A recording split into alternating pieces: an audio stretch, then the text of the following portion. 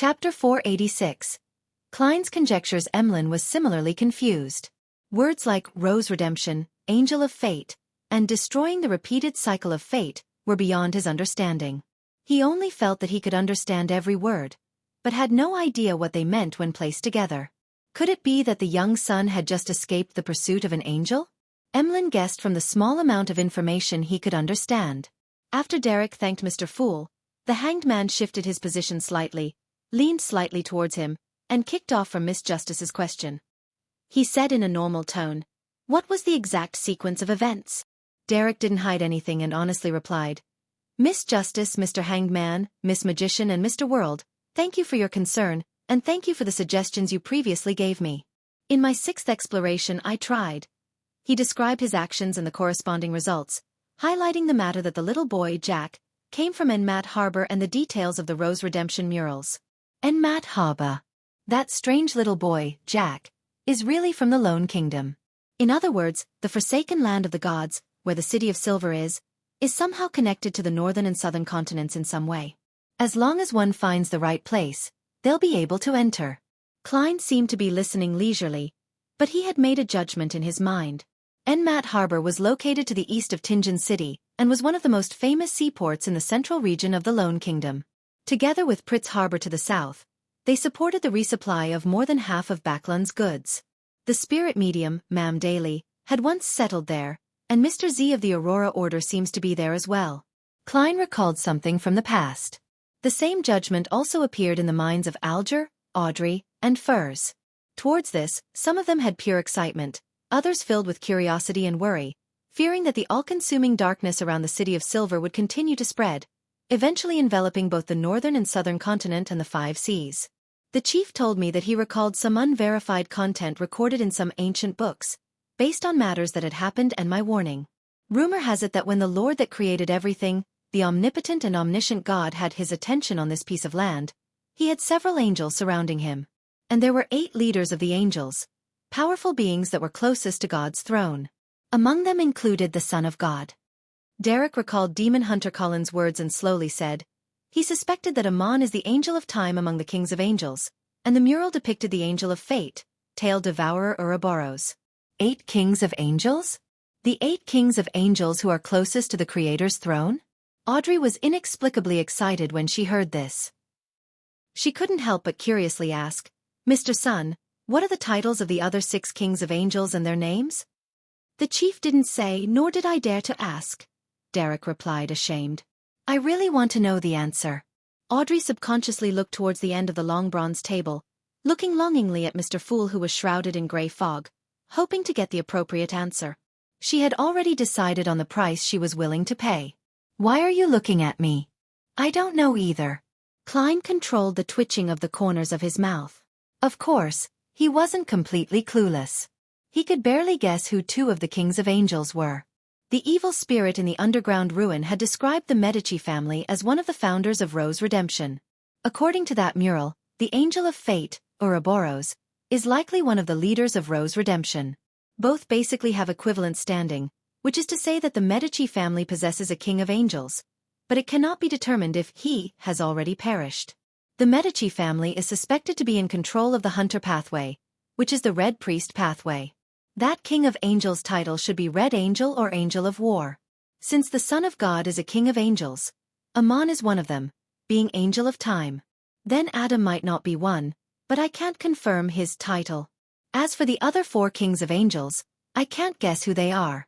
Perhaps there might be one or a few of them inside the Twilight Hermit Order. It's possible. The Twilight Hermit Order views the fallen creator as its enemy, making it at odds against Rose Redemption, which worships that evil god. Perhaps its true origin comes from those few kings of angels. Right, there's indirect evidence which isn't substantial enough. According to the legends of the City of Silver, the authority of the Dragon of Imagination, Ankwelt, was taken back by the Creator. Logically speaking, it's not impossible for the Lord that created everything to give a portion of the authority to a king of angels by his throne. And from the description and guesses from Roselle's diary, the Twilight Hermit Order likely has a spectator, which has the strength at the level of an angel in the visionary pathway or even higher. The 2 can form a correspondence. Hermes is a person who had experienced that piece of history. As these thoughts flashed through his mind, Klein smiled and said, "You will come into contact with it in the future. When I figure it out, I'll sell you the appropriate information," he added inwardly. Seeing that Mr. Fool had no intention of answering, Audrey looked away with a slight sense of loss, motioning little son to continue his story. Alger had a bold idea. The history before the cataclysm can no longer be referenced. At the end of the third epoch and the beginning of the fourth epoch, there were only the 6 orthodox gods. Together with Amon and the Tail Devourer, aren't there 8? They had benefited from the death of the creator and succeeded in advancing to sequence 0? For a moment, Alger felt that his thoughts were blasphemous actions that could be punished by fire, but he was also unable to contain his excitement. He finally calmed down and concentrated on listening to little son tell his story. Towards all of this, Emlyn could only respond with a blank look. For all this, Emlyn could only respond with a blank expression. Although the Sanguine had a long history and lifespan, so they knew quite a bit about the history before the cataclysm, they were all concentrated before the ancestor fell asleep, and it didn't involve the so-called kings of angels. While Derek was recounting the details of how the City of Silver, Chief Colin, destroyed the repeated cycles of fate, Klein was thinking of another matter. It can be roughly confirmed that the Tail Devourer, Ouroboros, is the sequence 1 snake of Mercury of the monster pathway. All the kings of angels correspond to sequence 1s? Could that angel of fate be the one pursuing Wuxia? If he is, that means that the true creator's forces in Backland aren't limited to Mr. A and his subordinates. However, the 2 snakes of Mercury are fighting for the position of sequence 0, to the point of draining all of the Tail Devourer's strength. He should be fully occupied and cannot spare time for this. Of course, I can't eliminate the possibility that Wuxia is equivalent to Ouroboros. However, the chances aren't high. Rose Redemption has quite a number of demigods and even angels. There's no need to let the Tail Devourer restart his life as an ordinary person without protection. There's another possibility. The 2 snakes of Mercury in Backland aren't the angel of fate. The latter is still active in the forsaken land of the gods. That way, all 3 snakes of Mercury are accounted for. After finishing his recount of how they escaped the cycle, Derek expressed his gratitude once again. As for Audrey and company, despite listening to the repeated events a second time, it still left them shivering down to their bones, filling them with curiosity and fear. This is beyond my knowledge of Beyonder powers. It's all thanks to the help Mr. Fool gave. Audrey sincerely praised the Tarot Club's master from the bottom of her heart, feeling full of confidence. Alger and the others had similar thoughts as her. They all thought that the repeated cycles of life were close to a miracle that could only be destroyed by a deity. Fortunately, the master of the Tarot Club was a deity. Mr. Fool was a deity. At that moment, Derek looked opposite him and sincerely said, "Miss Magician, due to some unexpected circumstances on our return to the City of Silver, despite it having been resolved, we have slowed down. It will prevent us from returning to the City of Silver on time. Your Spirit Eater's stomach pouch will require another day or 2. Yes, I believe I'm no longer under surveillance. No problem, I can wait. I've prepared enough gold," Fur said as she let out a sigh. She had sold the Mirror Dragon's eyes to Miss Justice and had received £1,000 in cash. After informing her teacher, Dorian, of the exact results, her honesty had been praised and approved. Dorian told her that the £800 offer had been made in order to give her about £100 in labor fees. As such, the extra £200 would be a bonus for her. In other words, she had earned £300. Together with her original savings, she now had a total of £650, which was enough to buy the stomach pouch of a Spirit Eater. With this, Dorian trusted her a lot and revealed a lot of information regarding ingredients. It will take me at least 2 weeks to digest the rest of the potion. I'm not in a hurry. Looking diagonally across the table, Fur said, "Mr. Hanged Man, there's news of the dragon-eyed sea condor you require. £2,200. Dorian had given a reference price of £2,000. On the one hand, Furs had allowed room for bargaining, and on the other hand, wished to earn a little more. £2,200. Alger couldn't help but frown. His financial situation wasn't looking good after he purchased the Wind-Blessed Potion formula. Although he still had some secret savings, they were either of use elsewhere, or he hadn't been able to find a buyer for a long time. Phew. He secretly let out a sigh and calmly said, "Very well, but I'll need some time to collect the funds. In addition, yours is too expensive. I have many channels to get cheaper ones. £1,900. That's the highest price I can accept. No, £2,000. That's the bottom line. Furs replied without hesitation. She was afraid that if she made too high an offer, then the other party would give up the deal. Alger immediately nodded. Deal. This. Furs was somewhat stunned.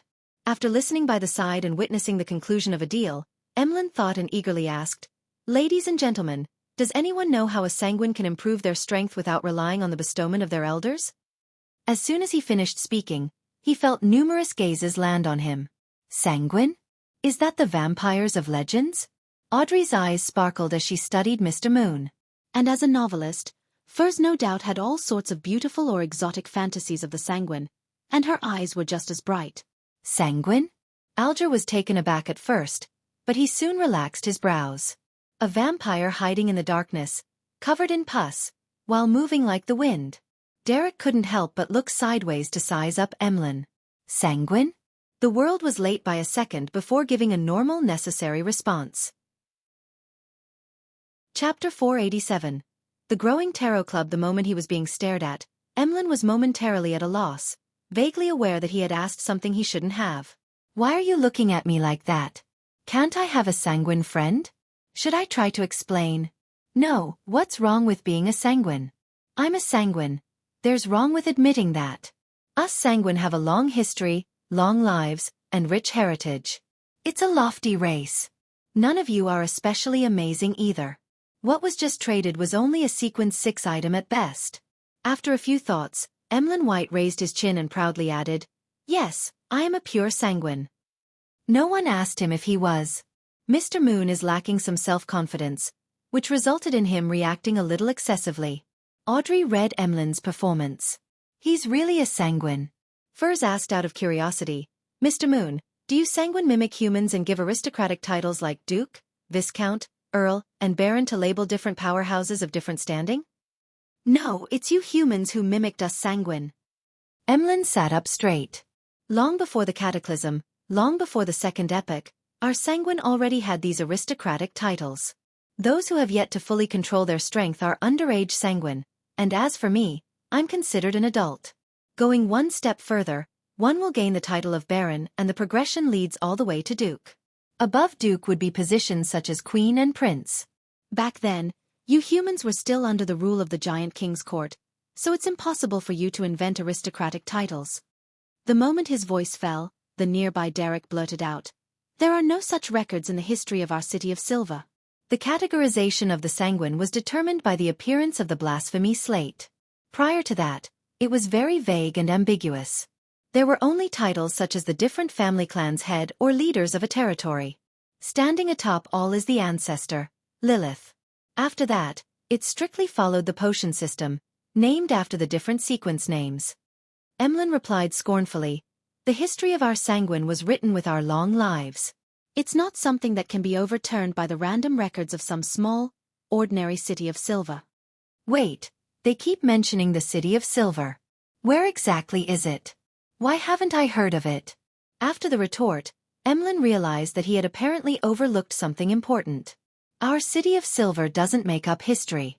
Our records come from ancient books that can be verified or from the ruins of other cities, Derek emphasized, somewhat aggrieved. If no one stops them, then I think they can argue about this matter until the end of the gathering. Although Little Sun is honest, sincere and reserved, he has a very stubborn and persistent personality. On the other hand, Mr. Moon seems to care especially about the history of the sanguine. Audrey did her daily observations as a telepathist with piqued interest. At this moment, Alger interrupted the discussion between the sun and the moon. I know how to raise the strength of a sanguine. Emlyn's attention was diverted. Mr. Hanged Man, what payment do you need? I can use some of the lost history our sanguine has in exchange. Alger revealed a smile. No, we're all members of the Tarot Club. This kind of information exchange is free of charge. Mr. Hanged Man sure is a generous, noble man. Emlyn inwardly made a preliminary assessment. Thank you for your goodwill. After thinking for 2 seconds, Alger said, The sanguine can also consume potions to advance, but it has be in correspondence, the correct type.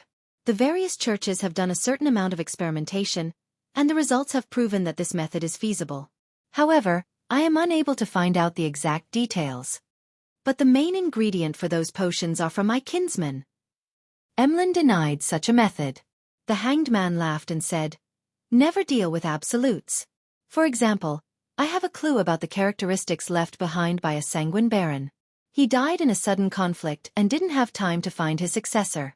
As for you, you can use the potion method to receive this inheritance and prevent the power of the sanguine from being lost." This item was owned by a great pirate that Alger knew. As he didn't know what sequence the potion corresponded to, he hadn't been able to sell it.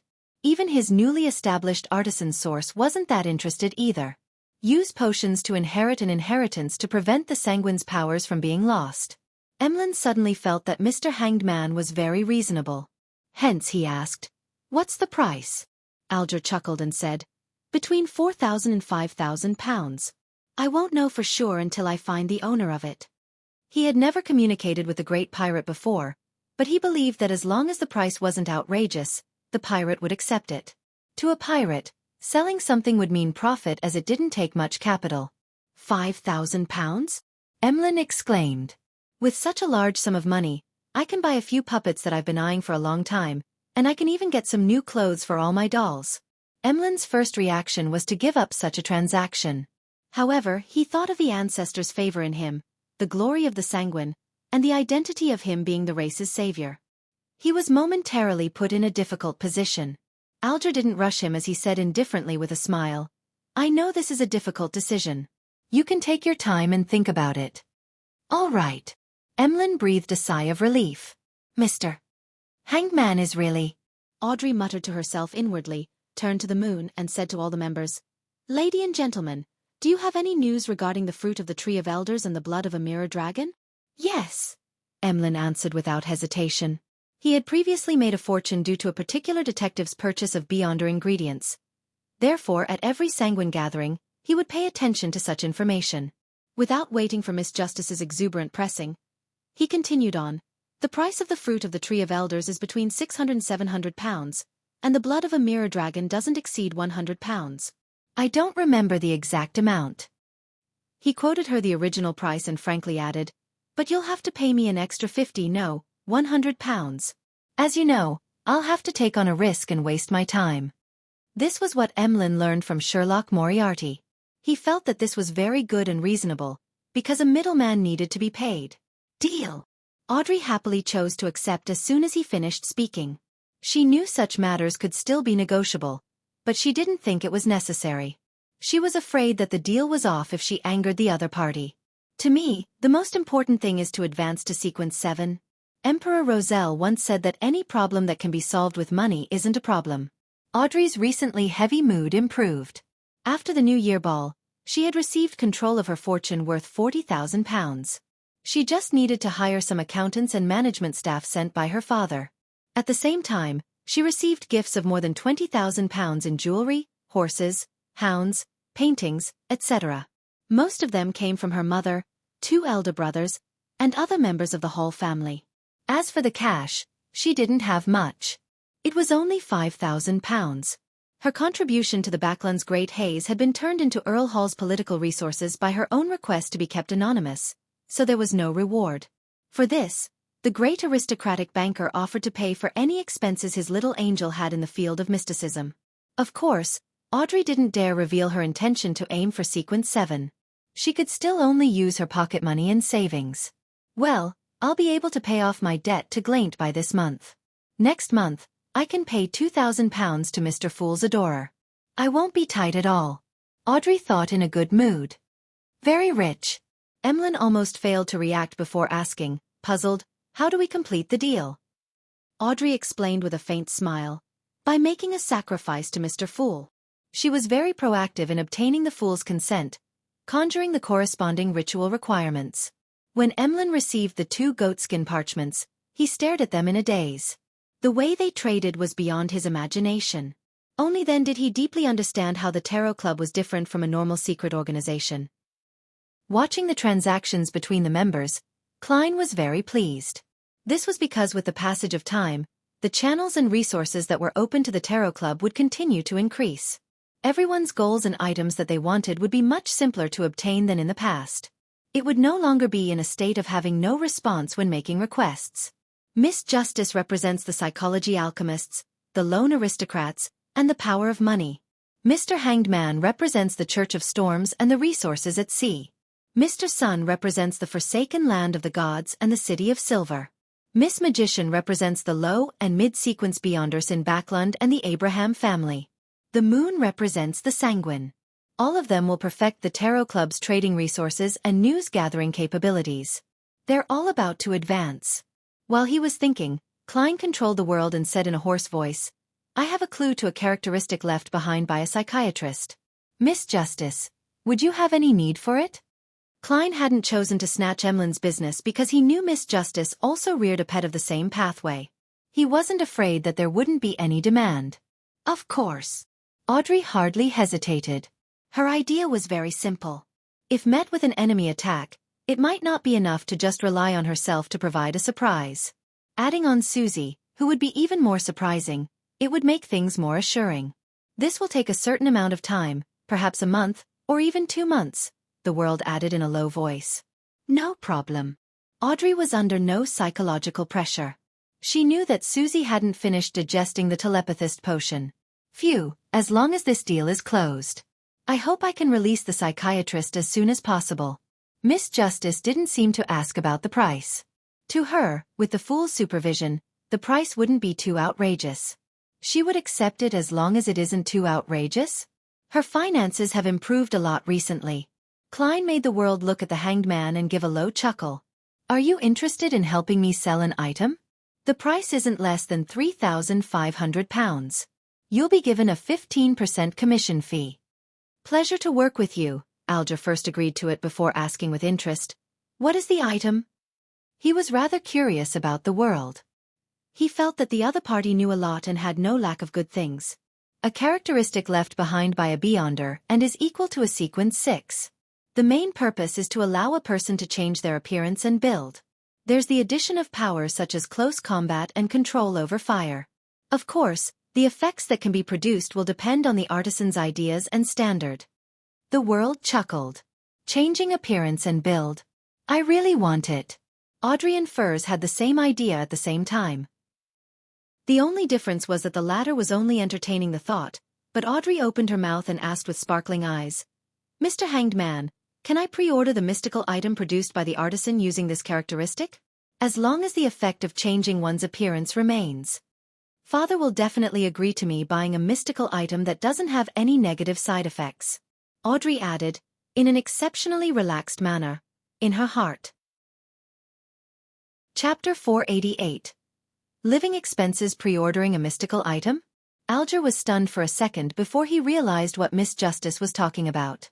The limits of his mind were widened, and he felt that there was room for exploitation.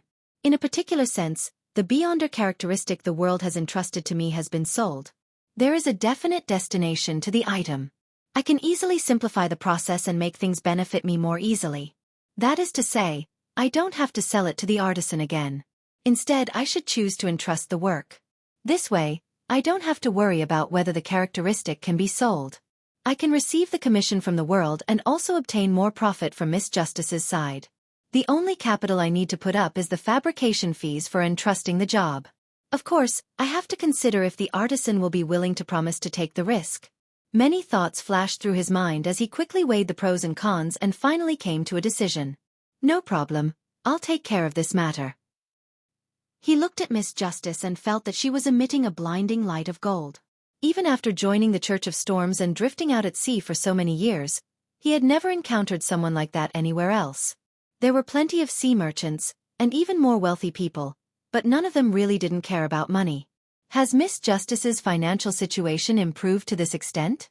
Klein was shocked too. For a moment, he wanted to speak out to urge her to pay the £2,000 she owed to his adorer as soon as possible. But, considering that he had already agreed to Miss Justice postponing her repayment until February or March, he could only keep silent and not ruin his image as the fool. At the very least, the money for the faceless Beyonder characteristic would be available soon. The speed only depends on how Mr. Hanged Man contacts that particular artisan, and the speed at which the artisan can produce the mystical item. Unfortunately, I can only rely on Mr. Hanged Man to contact an artisan for the time being. Otherwise, I can directly sell the special characteristic to Miss Justice without having to pay a commission. With this in mind, Klein's mood became mixed. After finalizing a big deal, Alger heaved a silent sigh of relief, feeling his financial situation slowly improve.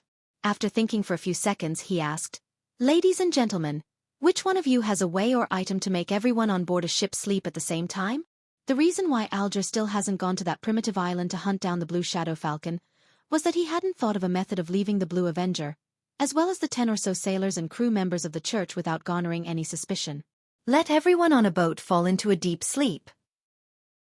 The first thing Klein thought of was the biological poison bottle, but the effect of this thing was completely uncontrollable, so he was afraid that the outcome wouldn't look too good. Then, he remembered the nightmare soul in Creeping Hunger. Making people fall into a deep sleep and dragging them into dreams were specialties of this Beyonder job.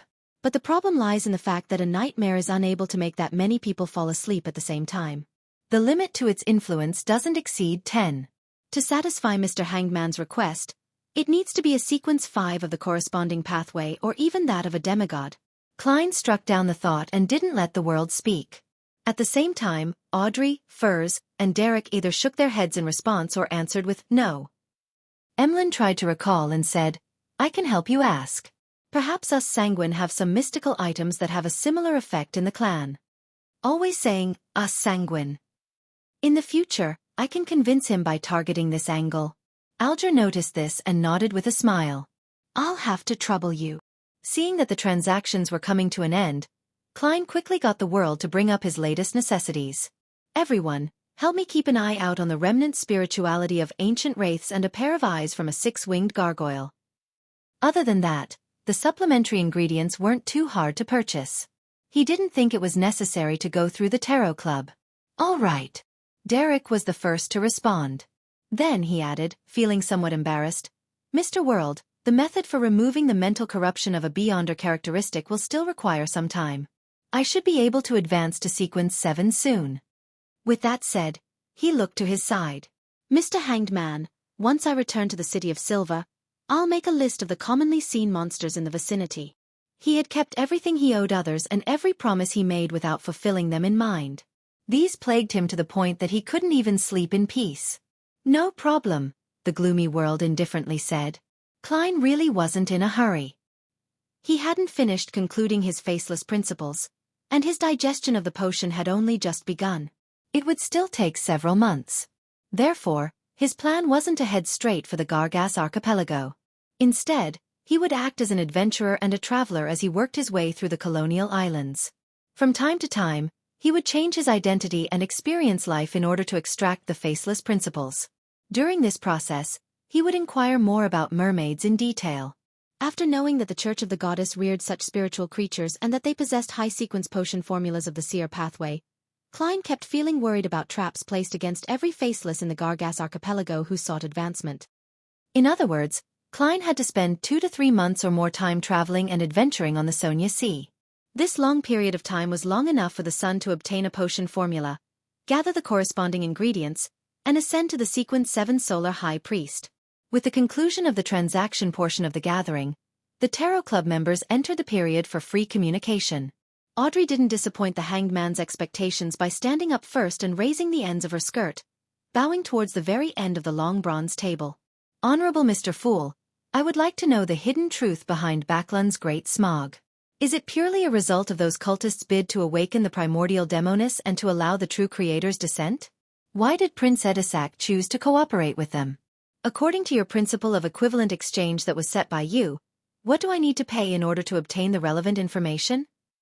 "If I knew, things would have been completely resolved now." The experienced Klein maintained his relaxed posture, chuckled and said, "There's no need. The root of the problem hasn't been discovered yet, but there are enough clues. I hope the members of the 3 churches aren't too stupid."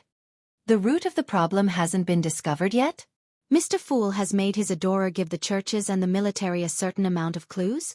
Audrey was rather shocked when she heard this, but she felt that this wasn't too surprising within her previous concerns and worries. "Thank you for your answer." She sincerely bowed once more. "Is Backlund still in danger?" Furs suddenly felt uneasy. After Miss Justice sat down, Klein controlled the world to chuckle and say, "Mr. Hanged Man, I discovered the Balin person you mentioned.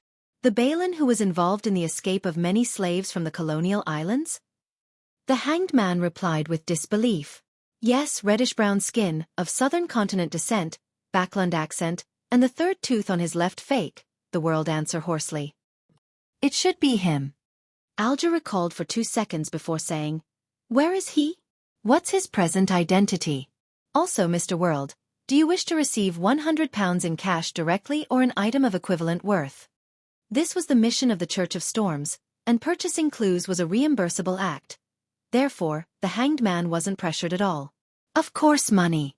Klein, who was vexing over his living expenses, controlled the world to say, £100 in cash. Balin is in Backland. He was seen meeting a member of MI9 who was loyal to the royal family. I don't know who it was exactly, because he was wearing a mask. A member of MI9 who was loyal to the royal family. The Hanged Man ruminated over the words, and then he remembered Miss Justice's question. Why did Prince Edisac work with the Aurora Order and the Demonist sect? It also points to the royal family. Can the two cases be one and the same? The truth behind all this involves the disappearance of the slaves? Alger felt that he could vaguely see some key points. You really are a well-informed and well-connected person. The £100 in cash will be paid tomorrow, Alger calmly said his thanks. Heh. The world laughed and turned to look at the sun. Kid, do you know ancient Hermes? Derek didn't try to hide anything as he replied honestly. I've heard of the Hermes language, but the City of Silver doesn't have that kind of knowledge. During the Second Epoch, there was no distinction between Hermes and ancient Hermes. It was only sometime during the Fourth Epoch that ancient Hermes was simplified accordingly, making it easier to be used, taught, and disseminated for daily use. However, it no longer had such a strong and direct effect on rituals. That is to say, the Hermes spoken by Little Sun is equal to ancient Hermes. There really is a person known as Hermes in the history of the City of Silver. Klein secretly nodded and said, A pity, I wanted to ask you for a favor. At this moment, Audrey remembered something from their conversation. It was something that originated from the psychology alchemists. She had intended to communicate directly, but after looking at the new member Mr. Moon, she felt that she didn't understand him too well, so she raised her hand slightly and said, Honorable Mr. Fool, I have something to report to you. Klein nodded slightly and isolated the senses of everyone else. What is it? He asked in a calm manner. Audrey said, honestly, I got some information from the psychology alchemists. The most important thing is that they were founded after excavating the ruins of Hermes, who was the master who created ancient Hermes. The ruins of Hermes? This old gentleman was still alive 100 or 200 years ago. Had he deliberately guided the psychology alchemists to discover the relics, or had he perished in the Roselle incident? Klein was stunned for a moment. After deliberating for a moment, he smiled and reminded her, Hermes is a member of the Twilight Hermit Order. He didn't mention that Hermes could still be alive, because it was impossible to confirm. Hermes is a member of the Twilight Hermit Order? The psychology alchemists might have something to do with this mysterious organization? Audrey was stunned before she let out a sigh of relief. Fortunately, I have the Tarot Club and Mr. Fool backing me. Otherwise, I would have no way of knowing and no way to guard against. Once again, she gratefully praised the Fool. At this point, Klein wanted to comfort Miss Justice, so that she wouldn't be too distressed and worried about the Backland incident. Maturing didn't mean that she had to give up positive moods and smiles. It wouldn't affect her ability to take things seriously, and would instead help her persevere for a longer period of time. However, after consideration, in order to maintain his image as the Fool, he had to give up this advice he gained from being a former clown. He then removed the isolation barriers around the other members, waiting for the end of the exchange and for the end of this tarot gathering. Chapter 489. Held up suggestion. After another round of conversations, Derek suddenly asked a question. Honorable Mr. Fool, what kind of hand gesture should we use when we would like to thank you usually? Hand gesture? Klein was momentarily stumped by Little Sun's question. It had never occurred to him to imitate the gesture of drawing a clockwise circle from the Church of the Goddess, nor the Church of Storm's prayer gesture of striking the left of one's chest with their right fist. This is probably the last bottom line of a fake god. He lampooned inwardly. Seeing Mr. Fool smile without a word as though he was waiting for her and others to make suggestions, Audrey suddenly had a lot of inspiration and came up with a new question. Her eyes sparkled as she looked around and said, "Everyone, should we design a secret gesture to indicate our identity? Our tarot club doesn't have many members at present, so there's no need to worry about us appearing at the same spot and ending up opposing each other due to various reasons. But in the future, it might be very difficult to avoid that. We need a set of unique signals, so as to identify friend from foe." "I have an idea for that." Klein suddenly remembered the secret hand gestures he knew from his previous life, such as the hand in waistcoat. Just as he was about to manipulate the world to make a suggestion, the hanged man opened his mouth. "No, Miss Justice, I don't think it's a good idea. Compared to other secret organizations, our tarot club's most striking characteristic is that the members do not know each other. Even if... let me raise an extreme example. Even if one of our members are captured and interrogated, they wouldn't be able to affect the others unless there's someone who can resist Mr. Fool and enter this place directly. And that is clearly impossible. Once we have a full set of signals and passcodes, traitors can allow the opposing faction to use these means to fish us out one by one. Are you that eager to flaunt your identities as tarot club members?" Audrey temporarily failed to provide a rejoinder as she stammered, "But... it's reasonable to worry about the situation you mentioned, but this can be avoided through our fixed interaction every week and creating a temporary gesture ahead of time, as well as praying to Mr. Fool." In consideration that she would be providing him large amounts of gold, Alger's tone gradually turned pleasant. Audrey replied with some understanding, "The simplest example is that at the tarot gathering on Monday, we'll first understand if there's a possibility of us bumping into another member, to the point of entering a conflict. Hence, we'll design a set of temporary gestures to identify ourselves. After the matter is over, we would immediately abandon that gesture. If there's any sudden situation and we're unable to communicate in time, or if there's some suspicion, we can seek an opportunity to pray to Mr. Fool to confirm if another member is participating in the same event." "Something like that." Alger let out a silent breath. At that moment, Derek suddenly said in enlightenment, "Sorry, I asked a foolish question. Mr. Fool never mentioned any gestures to thank him, because he was worried about us exposing ourselves." He immediately looked to the end of the long bronze table. "Your wish steers our path. I just thought of a special hand gesture." Klein chuckled and replied, "That's right." He cast his gaze towards the other members and said in a composed manner, "Let us end today's gathering here. By your will." All the members apart from the moon stood up at the same time. Emlyn froze for a second before standing up in a flurry, mimicking the bows of the other members. A deep red light immediately appeared in front of his eyes, and he felt his body plummet slightly. Soon after, his vision returned to normal and he saw dolls of various sizes in his room. Phew! Only until this moment did Emlyn White completely calm down as he recalled his first tarot gathering. Apart from Mr. Fool, the other members don't seem too powerful. Could they be like me, chosen for various reasons? I have the ancestor backing me, so who's backing them? What a joke. I originally imagined the sun to be a demigod who just escaped the pursuit of an angel. It turned out that he's only a sequence 8 and seeking to advance to sequence 7. A child who doesn't know manners definitely isn't an adult yet. However, the city of silver that he mentioned and the experiences that he had undergone are very strange. I have to find an opportunity to ask Lord Nibs. No, I have to first ask Cosme, as well as my parents. I'll see if they know anything about the city of silver. Humph! How dare the history books of the city of silver tamper with the feats of us sanguine?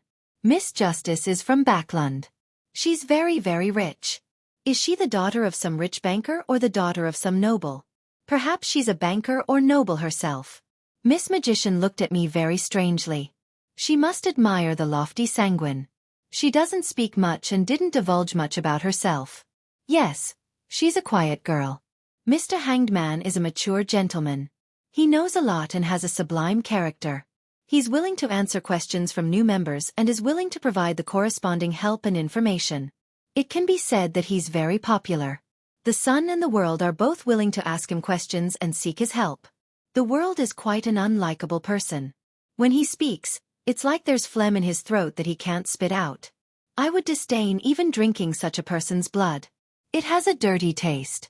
He's very introverted and is good at hiding his emotions. Furthermore, he easily produced a sequence 6 Beyonder characteristic and promised to provide a psychiatrist Beyonder characteristic in 2 months. Very impressive. As the details flashed through his mind, Emlyn discovered that the tarot club was simple, but also not very simple. Furthermore, Mr. Fool didn't interfere much with the development of the gathering. He seems to only be interested in the so-called Roselle's diary. But he is willing to offer convenient services on the level of miracles to his members. At this thought, Emlyn couldn't help but feel a little proud of his identity as the moon. Surveying the room of dolls, he recalled his own problem. A relic worth 4,000 to 5,000 pounds. A chance to become a baron in a short period of time. This is really putting me in a difficult position. At this moment, although Emlyn hadn't made his final decision yet, he felt the room grow darker, as though he were shouldering a heavy debt. In the ancient palace above the fog, Klein pressed his thumb and middle finger of his right hand to one temple and gently rubbed it.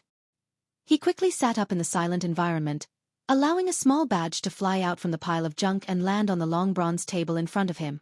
The badge was only the size of an eyeball.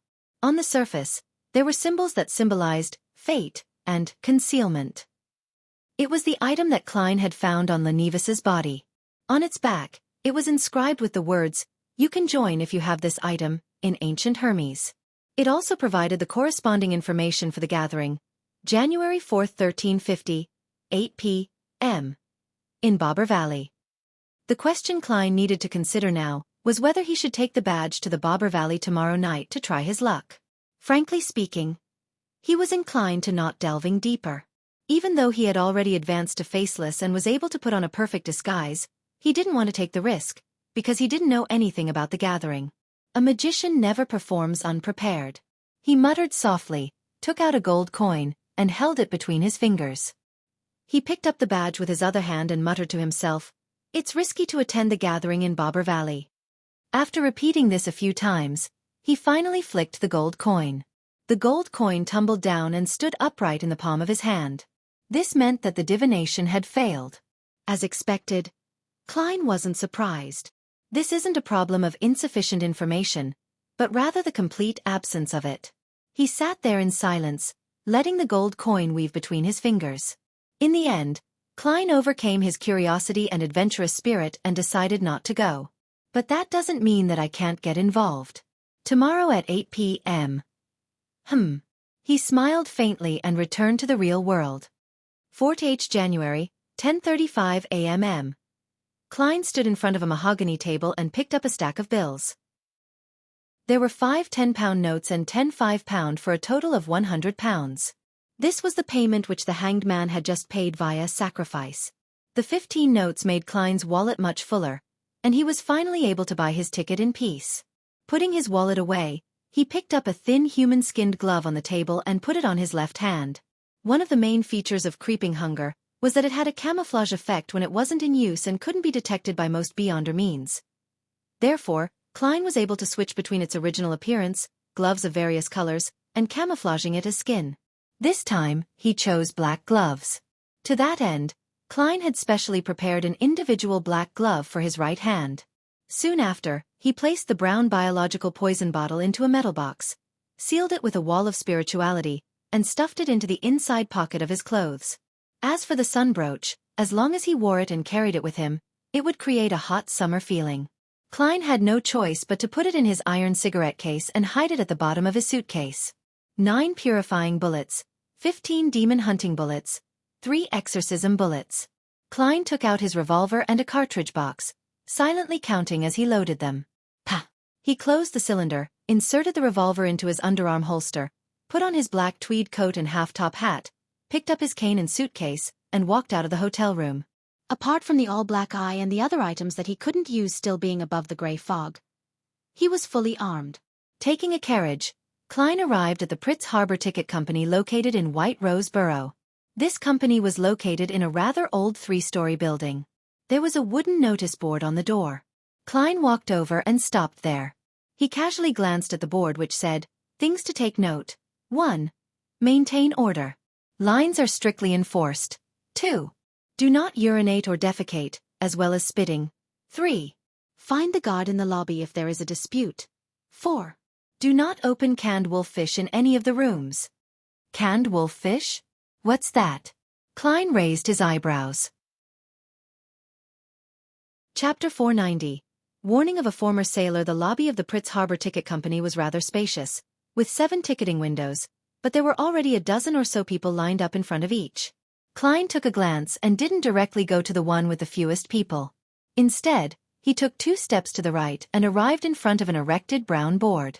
There were many pieces of white paper pasted on the wooden board, announcing all the information about the recent week's passenger ships, including their destinations, the ports they passed, and the prices of the different cabins.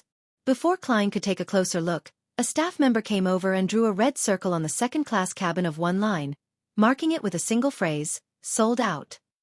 So popular, Klein sighed. Of course, Pritz Harbor is the kingdom's largest port. Countless people pass through here to the southern continent and the colonial islands to seek out opportunities. A middle-aged man who was standing next to the wooden board replied in a clearly boastful manner. He was wearing a black bonnet and a black and white checkered uniform similar to that of the police, but he had no epaulets. All he had was a seagull badge hanging from his chest, exactly identical to the logo of the Pritz Harbor Ticket Company. The middle-aged man's face, hands, and all of his exposed skin were bronze in color and rather rough. It was as if he had been exposed to the sea breeze and the sun for many years to the point of giving people the feeling that he had salt in his wrinkles. Find the guard in the lobby if there's a dispute. This should be the guard. Klein remembered the things he had to pay attention to at the door. He didn't mind that the other party had taken the initiative to talk to him. He smiled and said, "You seem to understand this port very well?" Hearing this question, the middle-aged man replied quite smugly, "I was once a sailor with the kingdom's navy, and their main base was located at Pritz Harbor's Oak Island. I served for 15 years and spent a long time in the sea around here. If it wasn't for East Balam's war destroying my health, then I could be a sailor for another 10 years. I know this port as well as I know my wife's body." A little cultured but also a little vulgar, Klein casually chatted with him, having the intention of asking about news on the sea. "You became a god here after retiring?" "No, I was crammed into a night school for 2 whole years as a student and as a gatekeeper. Holy Lord of Storms. Can you imagine the scene of someone my age reciting with a bunch of teenagers? And they know and remember words faster than I do." The guard showed an expression that showed how unbearable it was to reflect on the past. As he spoke, he patted his thigh and sighed. "Unfortunately, my knees can't stand wet weather. Otherwise, I would be a part-time teacher at night. Those kids will make you feel young, but I won't deny that it's because I want to earn more money. When you have a wife and 4 children, you have to realize that you have to support your family." "Sir, you talk a little too much. Maybe that's why the ticket company hired you as a guard." Klein smiled and didn't continue with the man's topic. "I just saw the things to take note of at the door and found that canned wolf fish are not permitted to be opened here. Frankly speaking, I've never heard of such a thing." The guard's expression suddenly became complicated.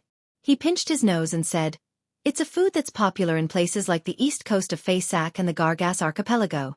It's wolf fish pickled in salt, but it retains the blood, and the smell is very, very stimulating. It stinks and it's disgusting. It turns out to be a food of unknown origins." Klein laughed and said, "But I don't think anyone would specially eat canned food while waiting in line to buy a ticket, right?" "No, you don't understand that feeling. Perhaps one day you will." The guard showed a look of lingering fear. There was once a barbarian from the north who came here to buy a ticket.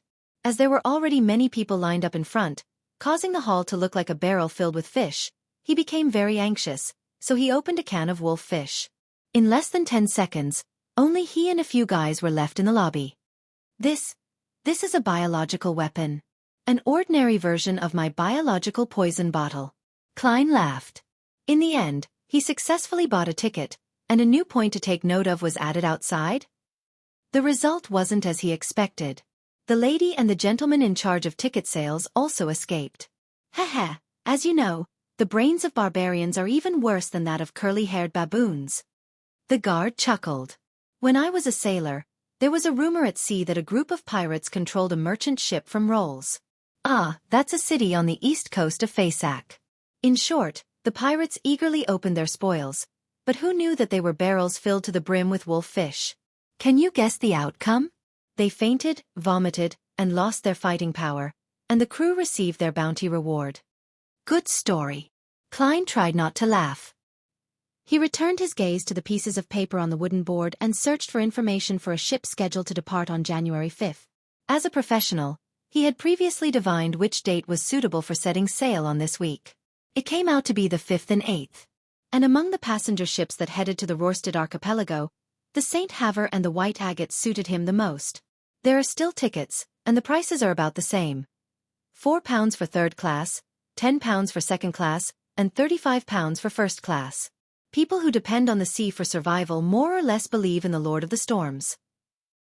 Even in countries like Intis and Faysac, there are fishermen and crew who secretly believe in this forbidden deity, in a bid to be safe out at sea.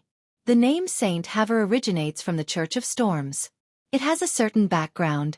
Klein thought it over. He was inclined to choose the White Agate.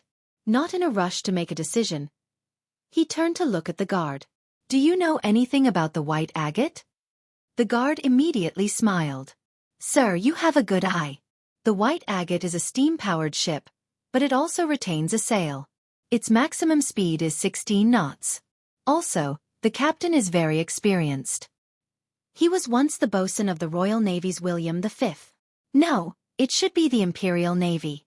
The king has always claimed that he obtained the title of Emperor in Balam. In the Imperial Navy, no matter how outstanding or excellent the average person is, he can at most become a boatswain.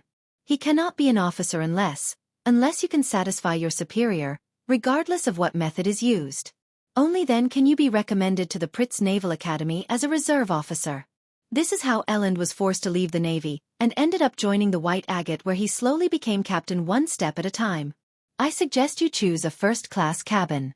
That way, you'll have rooms for 3 to 4 servants, an attendant who has received etiquette lessons, an appointed chef who has excellent culinary skills, a quiet restaurant where you can enjoy the scenery, a special room for smoking cigars, and a place where you can gather and play cards." Hearing the guard's detailed explanation, Klein couldn't help but feel suspicious. Noticing his expression, the guard smiled in embarrassment. "Elland was my boss in the past. He would often treat me to drinks and ask me to help him promote the first-class cabins. But you can rest assured that everything I say is true. This really isn't the problem. It's a problem with money," Klein silently said to himself. Having made up his mind, he asked after some deliberation, "Sir, what advice do you have for a maritime adventurer?" To suit Gehrman Sparrow's identity, Klein had modified his image slightly to make himself seem colder and sharper. "Adventurer." The guard unconsciously raised his voice. Many people in the queue turned to look at Klein. Based on his spiritual intuition, Klein instinctively traced a line of sight. He saw a man in his 30s wearing a black top hat. He had a boorish face, weather-beaten wrinkles, a strong but not tall body, and pale blue eyes that had experienced a lot. Another adventurer? Klein and the man looked away just as their eyes met. At that moment, the guard squeezed out a smile and said, "I'm sorry, I'm a bit too sensitive on the term adventurer. In my opinion, this is equivalent to a fugitive, a sea villain, and a person who goes against his pledges. No, I'm not talking about you. You want sincere advice? You have to remember 3 things. First, do not provoke pirates. Second, do not provoke pirates. Third, do not provoke pirates. Unless you're a member of the Navy or the Church, do not go against the pirates. Don't be fooled by the enthusiasm of the island girls. They're either pirates or want you to take them to Pritz, to Backlund. It's not entirely their fault. In order to cheat them of their bodies, many sailors, crew, and passengers paint them a very attractive metropolis and a very beautiful life, then kick them out of their beds and abandon them, leaving them in their original spots. What a bunch of vile people. In this era, people who live on the sea can't be too kind. Is the order at sea that bad? Pirates are this rampant? Klein nodded and said, "Thank you, I know what to do now." Saying this, he walked over to the line with the least number of people. Behind him, the guard shouted, "And the legends of treasure at sea are all fake." After buying a second-class ticket for the White Agate, Klein returned to the hotel and waited patiently for the night to descend. In the process, he had enjoyed the most famous fried fish in the Pritz harbor. He thought that the taste was pretty good, but he definitely couldn't accept eating it all the time. When it was close to 8 o'clock, he went above the grey fog, holding the badge from Lenivus in one hand and writing the corresponding sentence in the other. The situation of the gathering this time. Tick. Tuck. Tick. Tuck. When his pocket watch struck 8, he closed his eyes, leaned back in his chair, and began to recite the divination statement. He had reason to believe that when the door of the gathering opened, he would be able to divine something above the gray fog with the aid of this medium which had locked onto the location. He had failed before because nothing had happened yet, but this was different. Things were happening now, and Klein had the right medium. Soon, Klein entered a gray, blurry dream world. He saw the Tussock River flowing quietly, a wide river valley on the two sides, and about a dozen people in different positions. They were shrouded in thin light, vanishing indistinctively or illusorily. One of them had black hair and green eyes. He looked quite handsome, and he was a familiar face to Klein. Leonard Mitchell.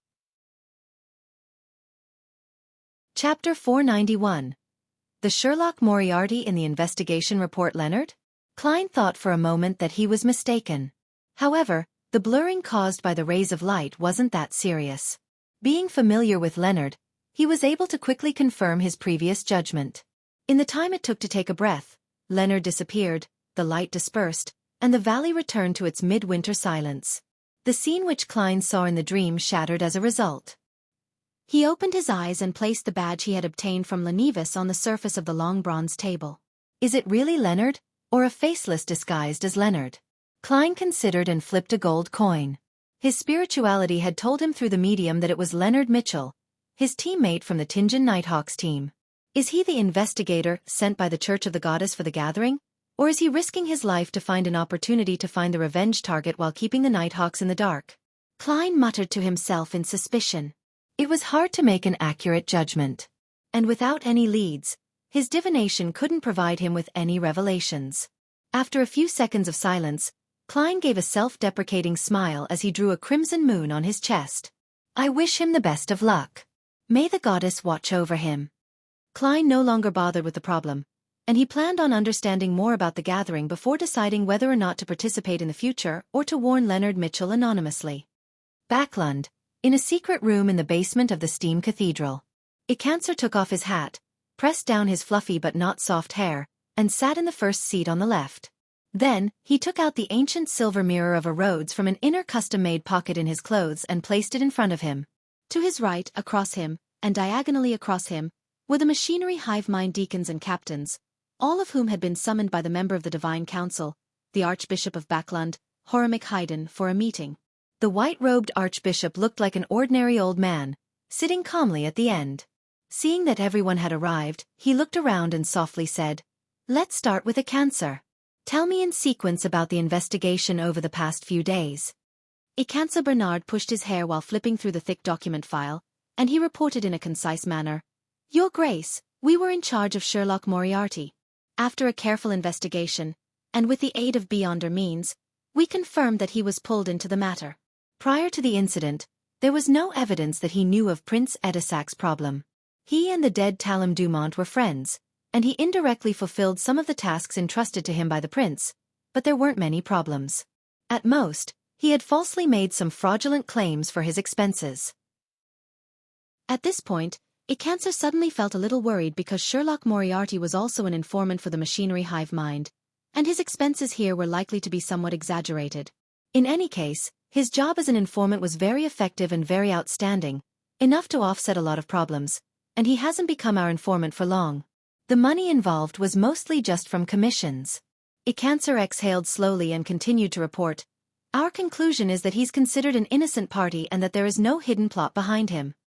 He once keenly noticed the danger of Red Rose Manor, but that is a typical example of coming to the correct conclusion from an incorrect deduction. He was afraid of the royal family's internal strife, and for this reason, he had been slow in his work and didn't do any substantial investigations. On this, he had reported it to us. Unfortunately, he still failed to avoid the matter, but he was lucky enough. He mentioned that the descendant of death happened to be monitoring the vicinity of Red Rose Manor at the time. Hence, he was rescued from the perilous situation when the meteorite fell. The signs at the scene are ample proof of how terrifying that strike was. It's likely due to 0-08. Klein mentioned the existence of Intzanguil and 0-08 in his letter. As for whether or not he knew the former archbishop and the Grade 0 sealed artifact, no one was concerned about it, because he was with Isaac Eggers for some time. It was entirely possible that he learned the information from him. This was also a conclusion that everyone subconsciously came up with. As for matters regarding Grade 0 and Grade 1 sealed artifacts, the 7 Orthodox churches constantly shared information of the rough situation with each other. The numbers were shared, and there was no repetition. However, we haven't been able to grasp the entire situation.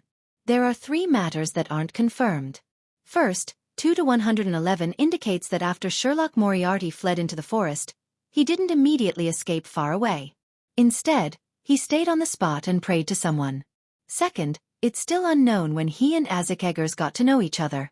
Third, it's still unknown how he escaped the underground ruins. It's unlikely that he could have done so with his strength. And in this process, he had even destroyed the descent ritual of the Aurora Order, Ekanser finally concluded. 2 to 111 referred to the magic mirror, a Rhodes. Horimic laughed after he listened to the recount and muttered, "Fraudulent claims of expenses." He then cleared his throat. In any case, Sherlock Moriarty is a hero of Backlund. If he hadn't stopped the ritual in time, and if he had been frightened at that moment and had chosen to flee, then most of us wouldn't be alive sitting here. Moreover, he has also displayed his faith in God and his friendliness towards us. As long as there isn't too much of a problem with him, then we can pretend that we don't know anything about his tiny flaws and secrets. Your Grace, this is what we were thinking as well. Ekanser heaved a sigh of relief and said, "I guess his prayers in the woods, including the ritual of blowing the copper whistle, were to get in touch with Isaac Eggers. But the effects and speed can be different. In such a critical situation, the only thing he could do was to try to save himself, which is something that we deduced from the follow-up process. Apart from trying to save himself, he could write his will." Another machinery hive mind deacon quipped before he immediately reported the portion he was responsible for. "We haven't found the underground ruin which Sherlock Moriarty described, even with the help of 2 to 111. We're still temporarily unable to grasp the locations of the royal family's high-sequence beyonders on that very day. It can be confirmed that the Church of Evernight received the information first. This came from a special channel of Earl Hall, but the specific situation is unknown. Most of the forces of the Aurora Order in Backlund have been eliminated by us, the Nighthawks, and the mandated Punishers. However, I suspect that they still have some hidden strength. At the time of the incident, Sherlock Moriarty mentioned that Trissy was heading to Backlund, but no one has seen her ever since. According to Sherlock Moriarty, she was a key figure and was renamed Trissy Cheek. It cannot be determined what method the Church of Evernight used to capture the Demoness of Despair and the butler, Funkel. Results via divination tell me that they're still alive, but they aren't free. One by one, the deacons and captains reported on their findings while Horimic half closed his eyes, seemingly deep in thought. After a few seconds of silence, he opened his eyes and slowly said, "Put all efforts into finding Trissy Cheek if she's still alive. Pass me all the problems where divination has failed to provide any effective revelations. The Church has a saint who is good at this, although it's not necessarily more effective than 2 to 111. As for the surveillance and investigation of the royal family's high-sequence beyonders, it can be tabled. There's no need to worry. They've always known what we've been doing. It's also a form of warning. Continue the search for the underground ruins and report it to the Evernight and Storm churches." Ekanser asked 2 to 111 how Sherlock Moriarty escaped the ruins, as well as when he got to know Isaac Eggers. Ekanser looked at the Archbishop, then at his colleagues before gritting his teeth and said, "Yes, Your Grace." He was sadly convinced that his legends were about to spread from just a few machinery hive minds teams that he was in charge of to all the beyonders of the Church of the God of Steam in Backlund. After a very well-rehearsed process, he opened his mouth and said, "Honorable Rhodes, my question is, when did Sherlock Moriarty get to know Isaac Eggers?" The silver mirror, which seemed to have eyes on both sides, suddenly started to glow with an aqueous light, quickly forming a scene.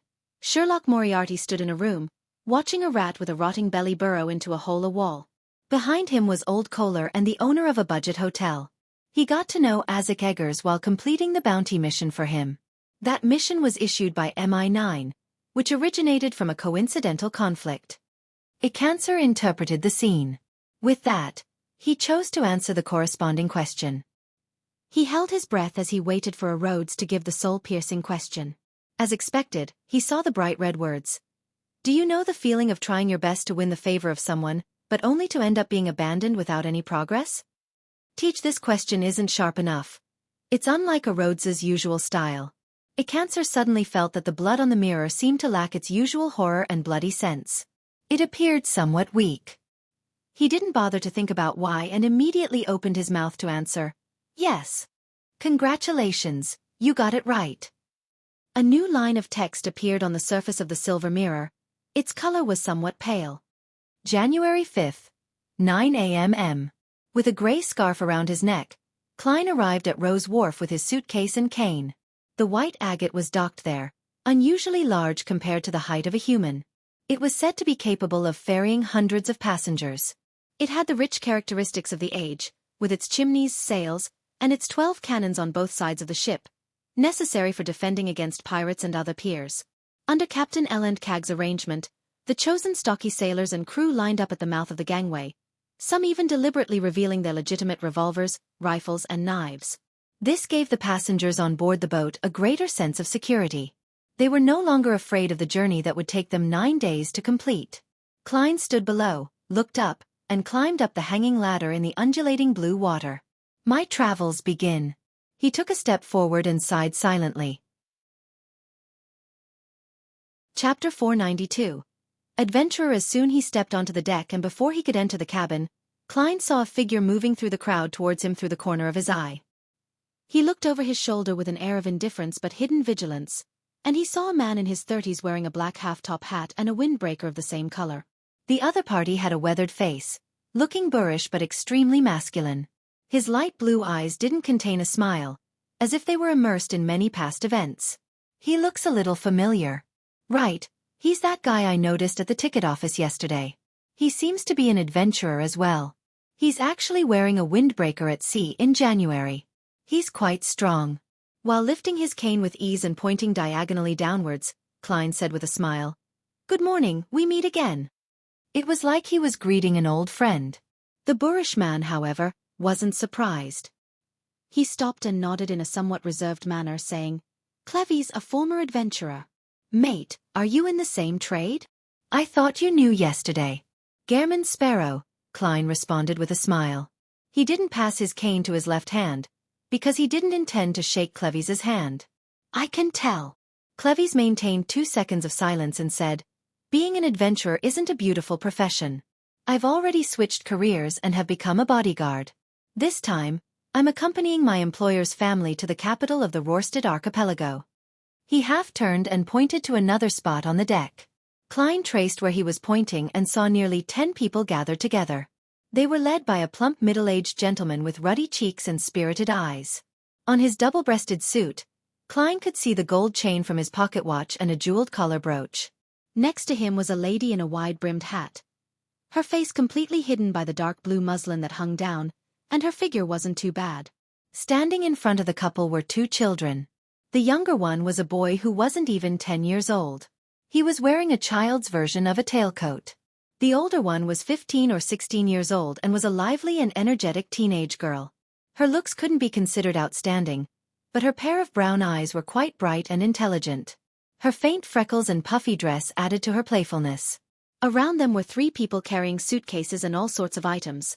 A man and 2 women, all dressed as servants. One of the maids had brownish skin, clearly of southern continent heritage. The bodyguards protecting the 7 people were a man and a woman. They were dressed simply and neatly in white shirts, light sweaters, black coats, dark trousers, and sturdy leather boots. The 2 bodyguards deliberately didn't hide the outlines made by the gun holsters by their waists. They didn't relax as they inspected the approaching passers-by. Their eyes were sharp and they were composed. 3 servants and 3 bodyguards? Klein asked casually. This is quite an extravagant setup, which means that their employer is a rich person. Instinctively, he made his judgment. Yes. Clevy's nodded. Without another word, he quickly turned around and walked towards his employer's family. Klein was stunned. He didn't know why Clevy's had specially come to greet him for. After recalling the novels, movies, and television dramas he had seen in his previous life, he gradually understood what Clevy's was implying. He's a little wary of me, or should I say of someone who claims to be an adventurer while not looking like someone to mess with. So he introduced himself in advance to indicate his identity and what his job is. It's to tell me to not have any plans regarding his employer's family. In short, you do what you do, I do what I do, and we stay out of each other's business. Is this the tacit understanding between experienced adventurers and veteran bounty hunters? Interesting. Klein chuckled. He carried his suitcase and black cane as he went into the cabin. With the help of his ticket, he found his own room. With a creak, he pushed open the wooden door and walked in. The room wasn't very spacious, just large enough to fit a bed, a table, and a cupboard. There weren't even any chairs. Its greatest advantage was that it came with windows. The wharf sunlight shone in, illuminating the table and bedside with pure golden spots. A member of the crew mentioned that the washroom and bathroom are for public use, with about 8 rooms sharing one. If someone urgently needs one, then they can provide a wooden toilet, but one must pay the cleaning fee of 3 pence each time. I have to be grateful that after the white agate was renovated, it has many metal pipelines laid. Boilers are burning and hot water is being supplied, providing a relatively convenient way of life. Otherwise, my travels wouldn't be a pleasant one. Klein silently sighed. He quickly took out his necessities and placed them on the table for daily use. When he was tidying up the place, he sat down on the edge of the bed, which wasn't too high, and he listened to the long whistle of the steam whistle. He felt the power that stemmed from steam and machinery contained within it. When the ship began to set sail, Klein looked out the window at the sea and gradually withdrew his thoughts. He began to think about the most important thing that would happen next, the problem of how to act as a faceless. While facing the true creator's descent ritual and the powerful Mr. A, the decision to give up trying to escape and attempt a sabotage act had allowed his potion to be digested a little. Based on this feedback, he gained some new insights into the acting requirements of a faceless. You can disguise yourself into anyone, but you are ultimately yourself. This is the principle which Nimble Right Master Rosago was made to remember. I originally imagined that yourself refers to my original identity, but from the looks of it, that's not the complete picture. What is considered as yourself requires serious thought. Klein leaned forward and bathed in the sunlight as though he was a thinking statue. After a while, he came up with an idea. Does this correspond to the spirit of one's identity, to their true identity deep down? Even back on Earth, Zhou Mingrue had worn a lot of facades, which formed a social persona. In a sense, this was a big part of what wasn't real. Yes. When I become someone else, I take over their identity. In order to not be discovered, I have to disguise myself socially, which is the same as wearing a different mask. When all the masks are taken down, there will be none left. What kind of yourself does a faceless see at the end of the day? Is this the deeper meaning behind yourself in that principle? When I face my inner thoughts, overcome my fear, and challenge the impossible without reasons stemming from society, am I really acting as myself? This is to be explored and verified. At this thought, Klein changed his position, trying to sit more comfortably. Remembering everything that had happened before, he found another question regarding acting. In the underground ruins, I disguised myself as Zangwil and successfully escaped from my predicament, but why didn't I feel any signs of digesting the potion at all? Does this imply that to digest the faceless potion, a superficial disguise such as that isn't enough? Yes, this is closer to the use of beyond powers and not acting.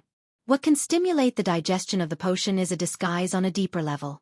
Is it being a true substitute for a person, becoming that person on a social level? Only when his relatives and friends are unable to find him for a long period of time does it prove that his disguise was a success. In that case, the reason why I feel harmony with the faceless potion is because I had previously disguised myself as Klein Moretti. The first principle of faceless is that you can disguise yourself as anyone, but you are ultimately yourself. The second principle is to have a disguise on a deeper level that fools everyone. But to replace a person and become that person in a societal sense is quite evil just thinking about it.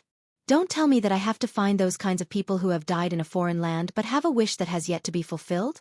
Klein eased his baffling horror, and he drew up an initial direction for his acting attempts. The higher the sequence, the more difficult it is to act. He sighed, took out his pocket watch, and checked the time. Since it was still too early for lunch and the room was too small and cramped, he decided to take a walk on the deck and enjoy the scenery amidst the sea breeze. After the excitement of the first hour of the voyage, there weren't many people left on deck. Klein walked along the side of the ship, arriving at a secluded area with large shadows. It's a warm, sunny day. Other than the strong winds which might steal my hat, there are no shortcomings. He pressed the half-top hat on his head and leisurely surveyed the cabin, listening to the faint sounds of music coming from inside. Suddenly, he saw the former adventurer, Cleves, busying himself around the corner. In front of him seemed to be a trident, a dagger, and a short knife. Cleves sensed this and raised his head to look at him. Keeping a well-seasoned demeanor, he said in a taciturn manner, "We're all old mates, and we have to maintain them frequently." At this point, he added, "There are children in the cabin." "Understood." Klein smiled in response. Cleves lowered his head and continued to busy himself. He casually asked, "You don't seem to have these things with you?" "I'm used to using weapons that keep abreast with the times," Klein said vaguely. "And I frequently do maintenance." Cleves silently raised his dagger, looked at it against the sunlight, and said to himself, "At sea, guns alone aren't enough. Pirates will board ships, and there will be a lot of people. After you finish shooting your bullets, you won't have the opportunity to reload again. Although these guys no longer keep abreast with the times, they're still useful enough." Very professional. As expected of a former adventurer. Klein leaned against the side of the boat and said half-jokingly, "If there really are pirates boarding the ship, I'm more likely to choose not to fight back." Cleves turned his head and stared at him for a good 3 seconds before retracting his gaze. Then, as he packed up his things, he said in a low voice, "It seems that you don't need me to remind you. You've already understood the rules of the sea. The bounty hunters who travel the earth are often unable to be adventurers at sea." He skillfully hid the dagger, short knife, and trident under his clothes, which dazzled Klein. "Thank you." Klein smiled and nodded. Without speaking any further, Cleves turned around and returned to the cabin, leaving behind only his broad and deep back. Klein smirked, shook his head, and turned his gaze to the side of the ship. Blue waves gently rose up and down, and silvery white flying fish occasionally leaped out of the water and soared in the air. This fish can fly and swim. They're considered the family of the Lord of Storms by fishermen and sailors, so even if they were caught by nets, they're returned to the sea. Klein was leisurely admiring the surface of the sea under the sunlight, as well as the flying fishes above the surface of the sea. An uncontrollable thought flashed through his mind. I wonder how good their meat is. Chapter 493. Hunting, Honorable Rhodes. My second question is, how did Sherlock Moriarty escape from the ruins? Icancer's mood was a lot more relaxed than before. The surface of the silver mirror shimmered, rapidly outlining Sherlock Moriarty leaning his back against the wall, his fists clenching and tightening. Then, Icancer Bernard and the surrounding machinery hive mind deacons and captains saw the private detective's exaggerated smile before turning around and dashing out with his gun drawn. At this moment, under the influence of the composed scene, they all felt an inexplicable sense of sadness and excitement. The image in the mirror jumped, revealing Sherlock Moriarty wielding his revolver as he shot at the altar to no avail. The scene of those disintegrating bullets caused everyone present to be a little worried.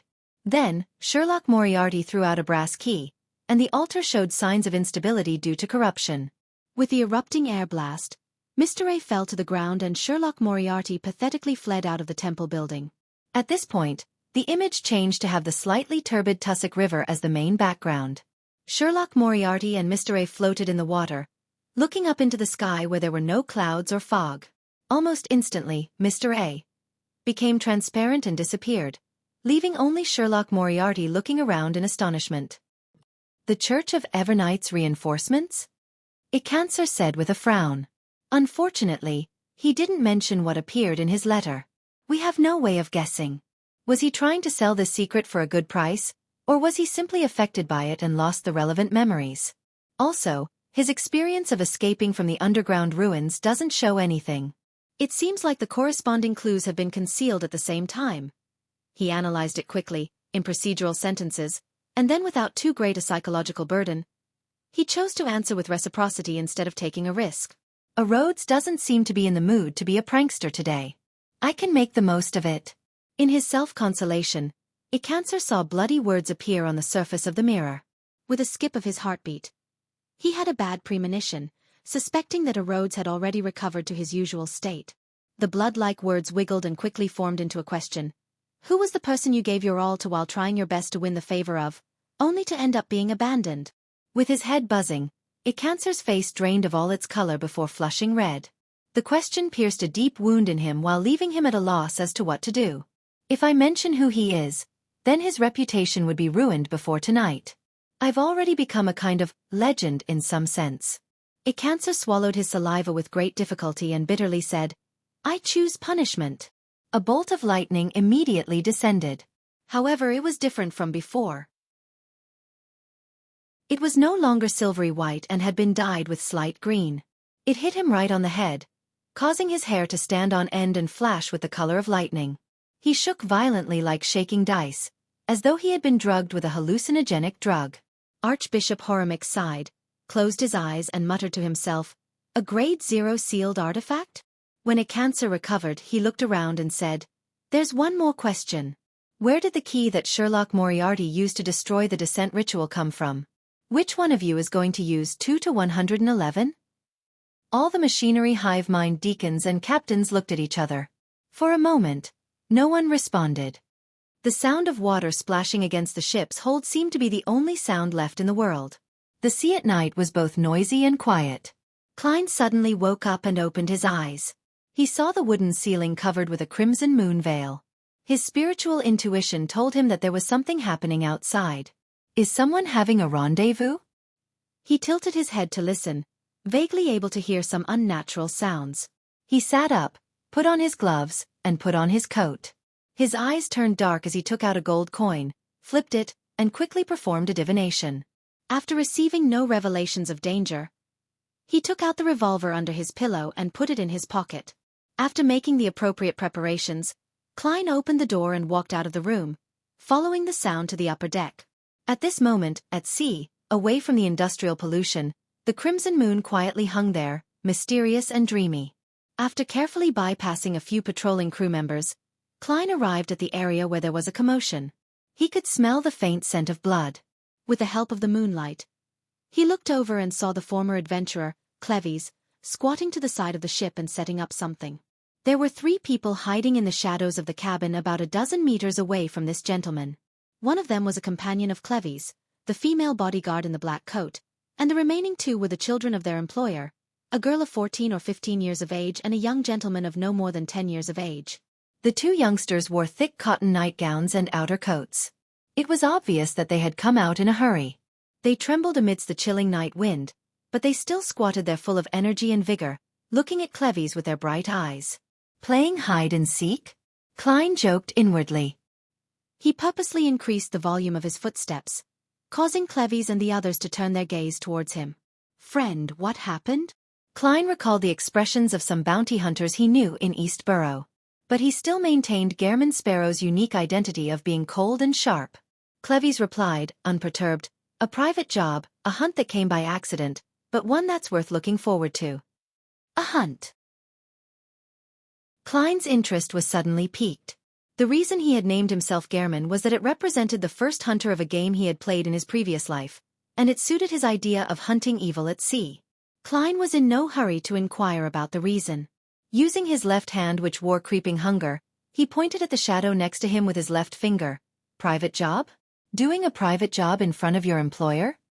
Cleves, who was squatting there, glanced at the boy and the girl and said, without changing his tone, Cecile wasn't careful enough and ended up waking Donna and Denton up. She had no choice but to let them follow. The girl called Donna wrinkled her nose when she heard her name mentioned. She curiously looked up and asked Klein, Uncle, are you also an adventurer? Uncle? Even if it's the me from Earth, I'm at most 10 years older than you. Klein said in amusement, No, you can't use the word, also. Strictly speaking, I'm the only adventurer here. They're just bodyguards right now. He turned to Cleves and said, Hey, mate, what prey did you discover? Cleves looked into the faint crimson waters and said, A murloc. Murloc? That's a beyonder creature. Even though it's of the lowest grade, it's still quite difficult for ordinary people to deal with them. They would need at least 5 to 6 people and 4 to 5 spears to have a chance. That's right, the scales on a murloc's body are very hard. Revolvers can only deal a little damage. They need to have a rifle. Klein raised his eyebrows and asked, What do you plan on doing? And how are you sure it's a murloc? Cleves pointed to the edge of the ship and said, There are traces of its body's mucus here. 1 to 2 hours ago, it tried to climb onto the ship to attack the passengers, but the deck was still bustling with activity and there were lots of sailors and crew. Klein took a few steps forward and saw that there were some traces of green corrosion on the side of the ship. He recalled the information he had come into contact with in Tianjin City, and it coincided with the content in the books. He asked with great interest, why must it be one and not a group? He remembered that murlocs had a tendency to live together. If it's a group, then they'll directly destroy the ship's hull and let everyone sink. Moreover, the area around this channel and the surrounding sea have already been cleared of murlocs. The Church of Storms really enjoy hunting them, Cleves solemnly explained. That's because murlocs are probably one of the main ingredients of the Sequence 9 Sailor Potion. Klein stroked the revolver in his pocket and asked with a smile, are you confident? Cleves didn't directly answer him and instead opened a paper bag beside him. Inside the bag were some pig organs still stained with blood. This was the source of the smell of blood that Klein noticed. All murlocs like this kind of food and are unable to resist its allure. Of course, these monsters love human organs the most, so in many sea legends, it's emphasized to prepare some pig or beef organs from the ship's kitchen or canned organs, Cleves said as he sprinkled some granules. Pepper granules can cause the murlocs to feel the excitement of smoking marijuana and lose some of their sense of balance. This can last for about a minute, and after that, the murlocs will be exhausted after the high state of excitement has subsided. He then took out a wooden box from his clothes and placed the dark green paste on the tip of the trident, dagger and short knife. The mint cream that's popular in Pritz Harbor is a unique sweetener for humans, but in the eyes of the murlocs, it's a deadly blood toxin. In addition, I borrowed 2 rifles from the sailors. I got an agreement to not disturb this area for 20 minutes, and I spent a sizable sum of money. However, as long as I can successfully kill a murloc, then I'll be able to reap 10, 20, or even 30 times the cost.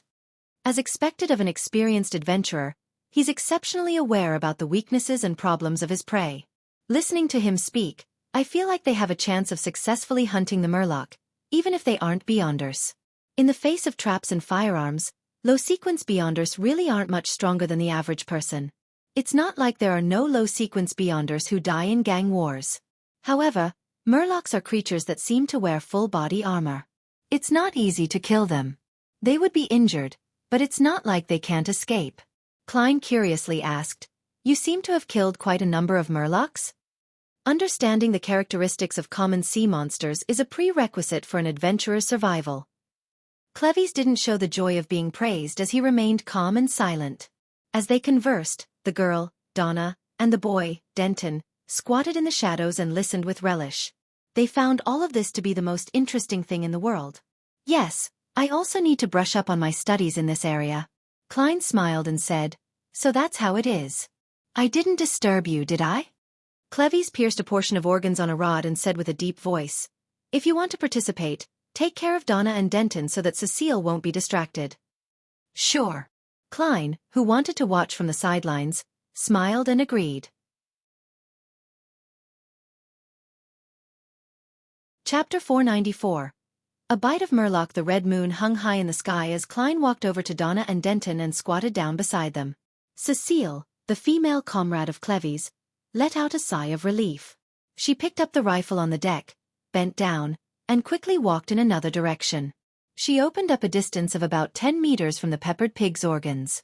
Uncle, is it starting? The mischievous, freckled teenage girl, Donna, suddenly felt a little nervous. However, her face was filled with curiosity and anticipation. Klein raised his left index finger to his mouth, motioning for the 2 young ones to be quiet. At times like this, he couldn't help but thank Roselle. It was because of the efforts of this transmigration senior that some of his habitual gestures had become common body language in the northern continent, so it wouldn't lead to misunderstandings.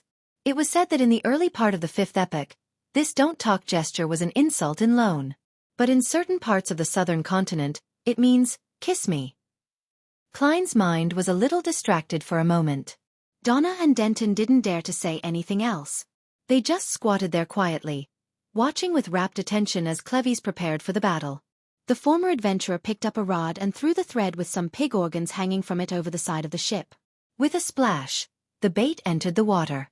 Calmly dispersing the remaining organs, Cleves wielded his weapon and retreated, step by step, to hide in the shadows opposite Cecile. The two of them formed an angle of about 60 degrees to the side of the ship where the rod was being supported. Leaning his trident and other weapons, he raised his rifle and tried to take in the feeling of aiming. The deck had completely quietened down, leaving only the operating sound of the steam engine and the crashing of waves against the ship. As the minutes ticked by, Donna and Denton couldn't help but switch from squatting to sitting, with their backs against the planks of the cabin, trying to soothe the paralysis in their legs. At that moment, they saw the rod on the side of the boat sink a little. The muffled sound of friction rapidly grew closer and closer. Suddenly, a figure jumped onto the deck. It was a monster bathed in crimson moonlight. Its entire body was covered in dark green scales, and there was a green slime flowing around it. It didn't have much in common with humans. It was like a giant fish that had grown 4 strong limbs, and there was obvious webbing in the cracks of its limbs. The murloc was more than 9 meters tall, with round eyes and gills on its cheeks. It looked like demons from legends, making Donna cover her mouth to prevent herself from screaming. At the same time, she covered the mouth of her brother, Denton, as well. Good thinking. Klein smiled to himself as he carefully examined the murloc. Unlike the sailor rampager he had seen before, real murlocs didn't have human-like brains. They were pure monsters. The murloc vigilantly scanned the surroundings before squatting down. It picked up the scattered pig organs, quickly stuffed them into its mouth, and produced clear chewing sounds. The light in its mainly white eyes gradually faded, as if it had fallen into a dream. It's of low intellect. Klein shook his head and made his judgment. Bang! Cleves pulled the trigger, and a bullet flew out from the rifle. It instantly struck the murloc's chest, causing its scales to shatter and blood to splatter. Wah! The merman let out a cry which sounded like a child, and it threw itself at Cleves, who was hidden in the shadows. It was as fast as a steam train. At this moment, Cecile, who was in another position, opened fire as well. Bang! The bullet from the rifle struck the murloc's ribs, causing many scales to scatter and the tall figure to stagger. The murloc, who had eaten the pepper granules, became visibly sluggish. It stopped, unsure of which enemy to attack first. And this gave Cleves and Cecile a chance to calmly reload. They took aim again and pulled their triggers. Bang! Bang! The sprays of blood bloomed in succession. The pain caused the murloc's eyes to regain its lucidity. It flipped and pounced, dodging the follow-up shots, and closed in on Cleves as if it were unhurt. Cleves methodically put down the rifle in his hand and picked up the trident that was leaning to his side. Instead of dodging, he leaped forward and rolled to the side of the murloc. The trident in his hand ruthlessly and accurately pierced into the area where the scales on the side of his prey were shattered. The murloc spun around abruptly, bringing with it a gust of wind. It forcefully threw the trident along with Cleves out, causing the former adventurer to crash onto the deck. The murloc shook its head, as though sensing an intense discomfort. It didn't attack Cleves and Cecile again, but instead, took large strides to the side of the ship in an attempt to jump into the sea. Bang! Cecile's bullet hit it again, creating blood to blossom again, but it still didn't make it become immobile. With 2 steps, the murloc reached a suitable spot. It bent its knees and prepared to jump up. However, its body was too weak to exert its full strength. The distance it had jumped was obviously not enough, so it could only land on the inner side of the ship. Bang!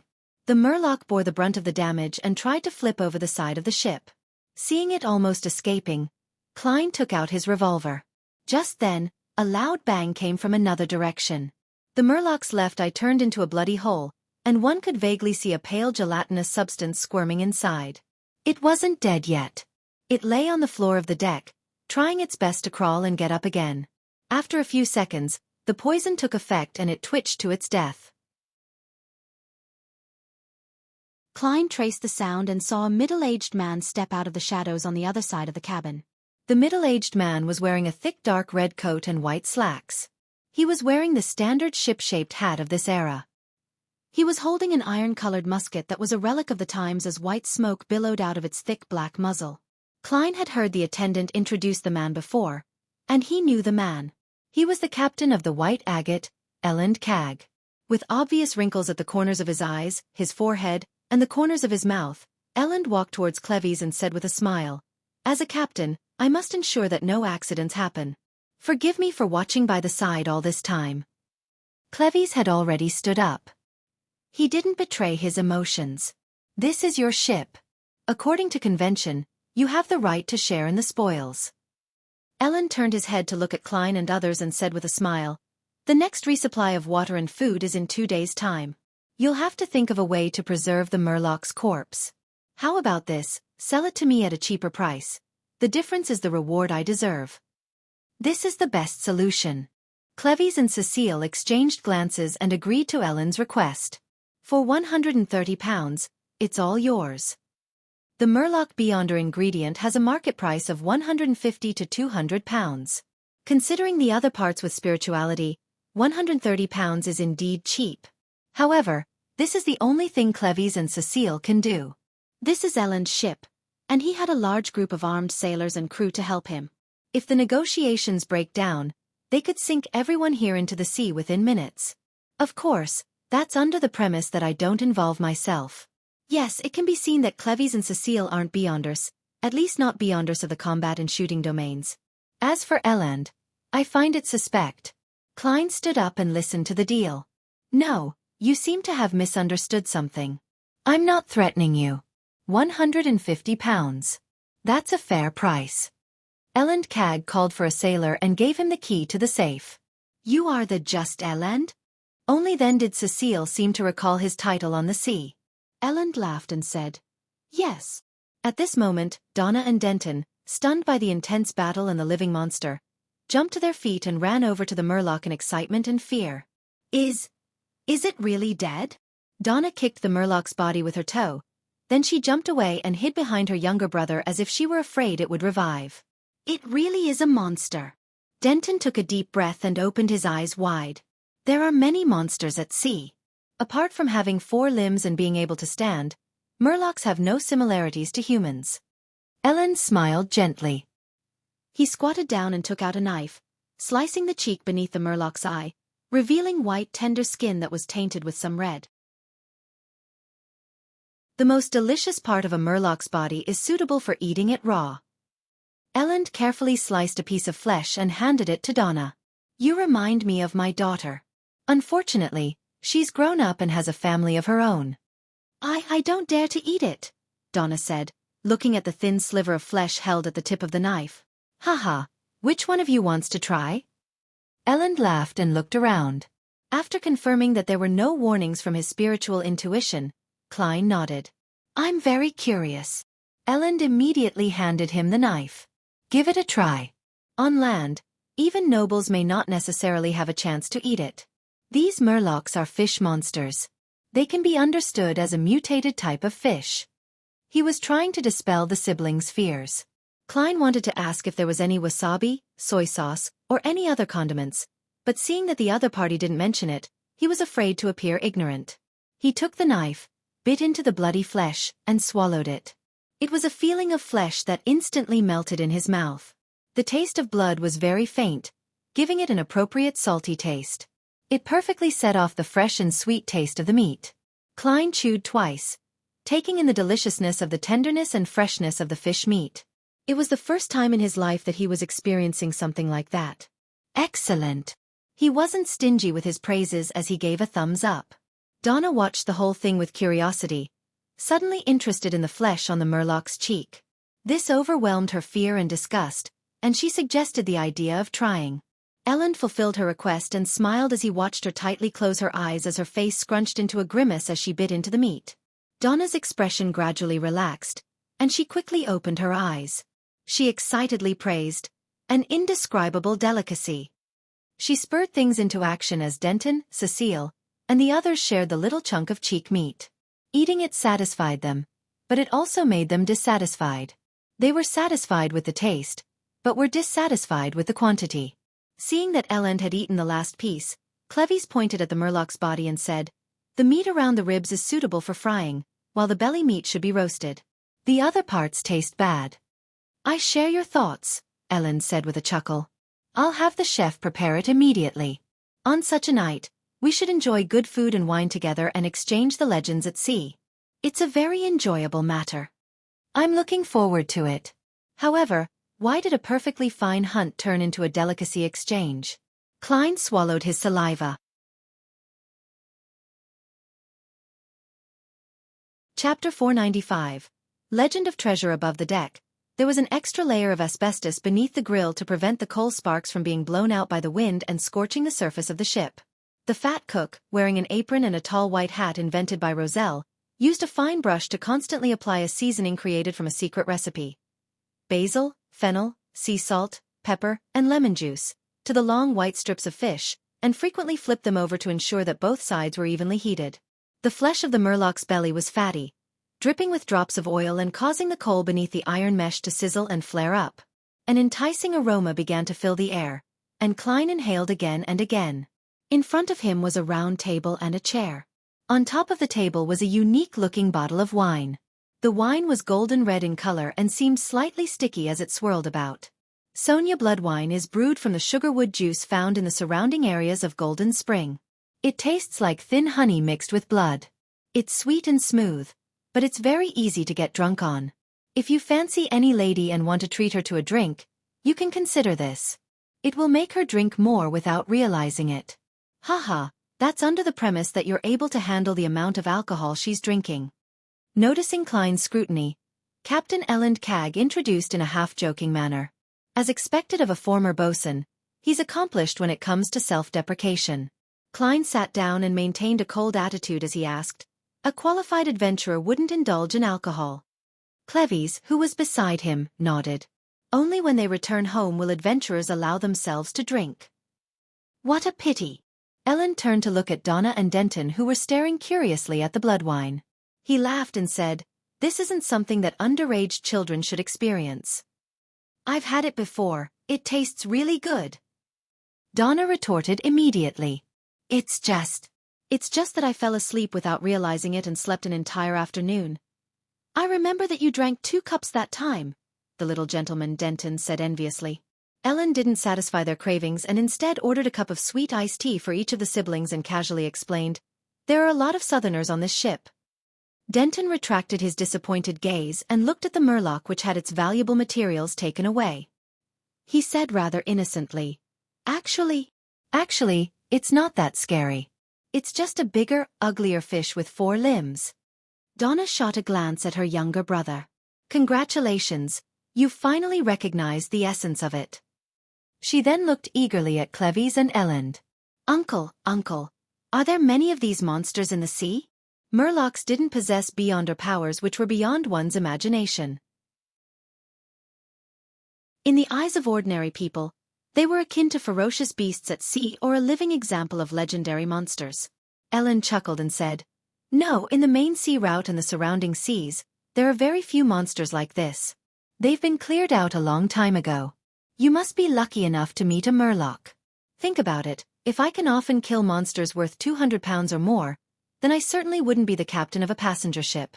I'd organize my own hunting boat to chase down these gold pounds." "That makes a lot of sense." Klein secretly cheered him on. According to his observation, the beyonder ingredient from a Murloc was its bladder. That azure aqueous light made one feel like they were looking at a gem. Cleves raised the black tea which a sailor had just delivered. He first smelled it before taking a sip. Only by leaving the main sea route and going deep into the ocean, which is often shrouded in fog or storms, will there be a good chance of encountering such monsters, but that would be very dangerous. Apart from scaly Murlocs who can climb, there are also legends at sea of Nagas that have the upper body of a human while their bottom half is that of a snake. They have 6 arms and are very agile. Elend continued on the topic. There are also giant octopuses which can spit out juices that can corrode a lot of people, terrifying sea monsters that can flip a boat with a gentle blow, mermaids with intoxicating songs that make one unwilling to leave, blue giant dragons that can produce lightning, giant birds with wings that can cause hurricanes. Haha, I've never seen any of these before. They're all legends of the sea, and no one knows whether they're real or fake. Mermaids. Klein's expression didn't change. "Very interesting," Donna exclaimed, fascinated with a look of longing. Denton looked around, and seeing that Klein hadn't spoken, he curiously asked, "Uncle, you're an adventurer too.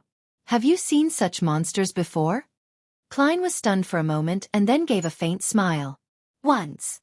Back then, there were 5 of us, and we chanced upon one, a single Murloc. After an intense fight, we finally finished it. This was a real experience of his in Tingen City. It was also his first encounter with an official Beyonder who had lost control. At that time, he and old Neil had helped to eliminate a mutated sailor at the request of Swain, the old owner of the evil dragon bar. Thinking of this, Klein felt nostalgic and wistful. The cold and sharp expression on his face couldn't help but soften significantly. 5 people. While asking, Donna secretly counted the number of people who had been involved in the battle. 1, 2, 3. She discovered that only 3 people had taken action to kill the Murloc. Without waiting for Klein's response, Ellen said with a hint of surprise, "A chance encounter?" "Yes," Klein answered frankly. "Were there any casualties?" Ellen pressed. Klein shook his head. "A few minor injuries. A chance encounter, and you only took 5 people to finish a Murloc. All of you are very powerful." Cleves gave his own evaluation. His companion, Cecile, nodded to express her astonishment. The battle that had happened just now was brief and quick, and the Murloc seemed easy and vulnerable, but she and Cleves both knew very well that without the pre-prepared bait, the hallucinatory effects of the pepper granules and the subsequent fatigue, the Murloc's fatal weakness of mint cream, and the 2 borrowed rifles, it was impossible to imagine how many people would die in order to kill a Murloc. Indeed, very powerful. Ellen looked thoughtfully at Klein. It was a team formed of 4 sequence 9s and a sequence 8. Klein said with a half smile and a half sigh. "At that time I was still very young, and I didn't even have any experience in combat. I was purely support." "Uncle, you're still very young." Donna nodded her head vigorously. "I like what you said." Klein keenly noticed that Captain Elend had relaxed a lot from what he had just said. At this moment, several crew members had brought over a large ceramic plate. On top of it were pieces of meat that had been fried to a golden hue. The basil leaves were sprinkled with color, and a captivating fragrance assaulted their noses. Elend raised his glass of Sonia blood wine and offered a toast. "To a beautiful night. May the storm be with us." "To a beautiful night." Donna and Denton cheered and sipped their sweet iced tea. Klein chose to clink glasses with a cup of black tea. He forked a piece of meat from the Murloc's ribs, finding it firm and without fat. However, after absorbing the vegetable oil, its flaw of being too dry was remedied. As he chewed, it emanated an limitlessly chewy consistency and fragrance. "It's really inferior to the cheek meat, but it's already good enough. It's better than all the fish I've eaten while in Backlund and Pritz Harbor." Klein praised in satisfaction. Elend put down the knife and fork in his hands, took a sip of Sonia blood wine, and sighed at the topic. At sea, the greatest danger doesn't stem from the monsters but those pirates. They helm their ships, going wherever they please. No one can defend against them in advance. "Uncle Captain, will we encounter pirates?" Denton asked with concern as he swallowed the fried fish. Elend laughed. "The route to the Rorstad archipelago is the safest in the world, with colonial islands en route every 2 to 3 days, allowing us to dock.